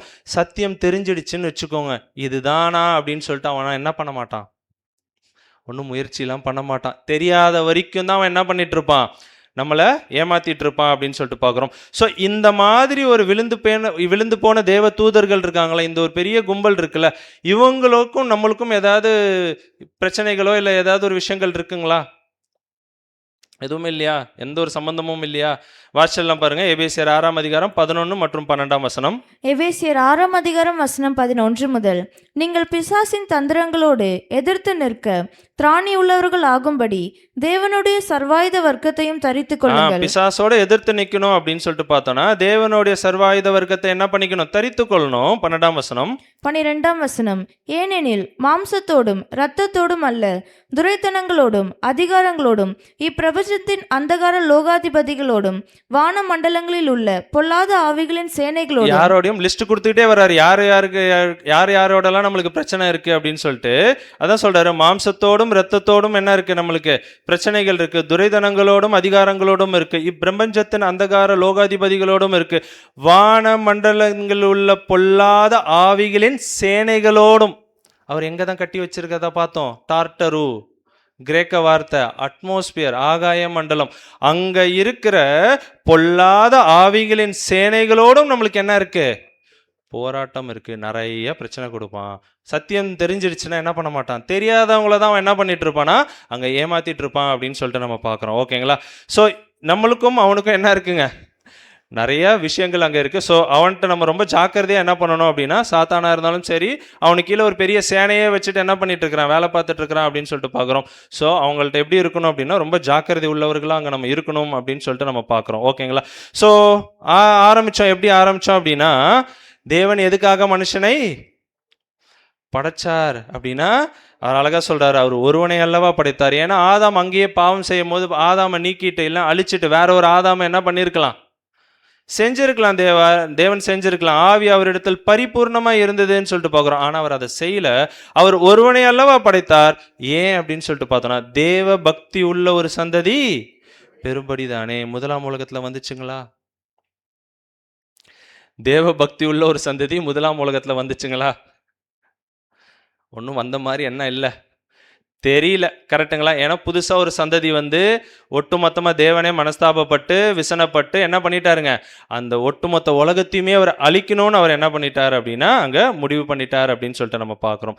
ஆனால் அதில் ஒரு ஃபேமிலி மட்டும் எப்படி இருந்தாங்க? தேவனுக்கு ரொம்ப பிரியமாக இருந்தாங்கன்னு சொல்லிட்டு பார்க்குறோம். அவங்கள மட்டும் காப்பாற்றி தேவன் பேழையில் ஏற்றுட்டு போயிட்டு என்ன பண்ணுறாருங்க, இரண்டாம் உலகத்திற்குள்ளாக என்ன பண்ணுறாருங்க, அங்கே எடுத்துகிட்டு வராரு அப்படின்னு சொல்லிட்டு நம்ம பார்க்குறோம். ஓகேங்களா?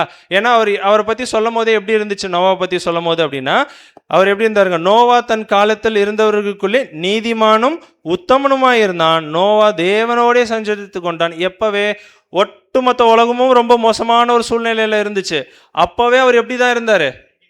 நீதிமான உத்தமனா தான் இருந்தாரு. ஆனா இரண்டாம் உலகத்திற்குள்ள வந்ததுக்கு அப்புறம் அவர் என்ன பண்ணார்? வாசிச்சலாம் பாருங்க. 9ஆம் அதிகாரம் 20 ஆதியாகமம் 9ஆம் அதிகாரம் வசனம் 20 முதல். நோவா பயிரிடுகிறவனாகி திராட்சை தோட்டத்தை நாட்டினான். 21ஆம் வசனம். அவன் திராட்சை ரசத்தை குடித்து வெறி கொண்டு தன் கூடாரத்தில் வஸ்திரம் விலகி படைத்திருந்தான். என்ன பண்ணிட்டாருங்க? வேலையிலேருந்து இறங்கி திராட்சை தோட்டெல்லாம் என்ன பண்ணுறாருங்க, அங்கே நாட்டுறாரு அப்படின்னு சொல்லிட்டு பார்க்குறோம். அதில் திராட்சை ரசத்தை குடிச்சிட்டு என்ன பண்ணிட்டாருங்க? கரெக்டாக தப்பா? தேவன் என்ன எதிர்பார்த்தாரு? அவ்வளோ தேவனுடைய கண்ணில் இவர்கிட்ட கிருபை கிடைச்சதுன்னெலாம் வாசித்தோம். அப்படி பார்த்து பார்த்து காப்பாற்றி என்ன பண்ணாருங்க, எடுத்துகிட்டு இரண்டாம் உலகத்தில் வச்சா இவர் என்ன பண்ணிட்டாரு? இவர் நீதிமான்களா?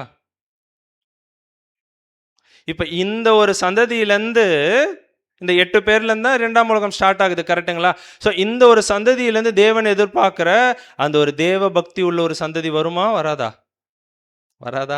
வருமா வராதா அப்படின்றத என்ன பண்ணலாம், அடுத்த வாரம் நம்ம என்ன பண்ணலாம் அப்படின்னு சொல்லிட்டு பார்த்தோன்னா, இரண்டாம் உலகம் அப்படின்ற ஒரு பாடத்தில் நம்ம என்ன பண்ணலான்னா அடுத்த வாரம் பார்க்கலாம். 6 மணிக்கு அதே ஒரு நேரம். எல்லாரும் ஒரே டைமில் வந்துட்டிங்கன்னா பரவாயில்ல. ஏன்னா கொஞ்சம் பேர் வரீங்க, ஒரு 5 பேர், அப்புறம் ஒரு 10 பேர் அப்படியே இன்க்ரீஸ் ஆகுது. ஸோ அதனால் நாங்களும் கொஞ்சம் லேட்டாக ஆரம்பிக்க வேண்டியதாக இருக்குது. எல்லாரும் ஒரு 5:45 வந்துட்டிங்கன்னா 6 மணிக்கு நம்ம என்ன பண்ணிடலாம், ஷார்ப்பாக ஆரம்பிச்சிடலாம். இதுவும் ஒரு தாழ்மையான ஒரு வேண்டுகோளாக உங்கள் மத்தியில் என்ன பண்ணுறோன்னா வைக்கிறோம். இது மட்டுமாய் பொறுமையாக கேட்ட நம்ம அனைவரையும் தேவன் தாமே ஆசீர்வதித்து வழிநடத்துவாராக. தேங்க்யூ.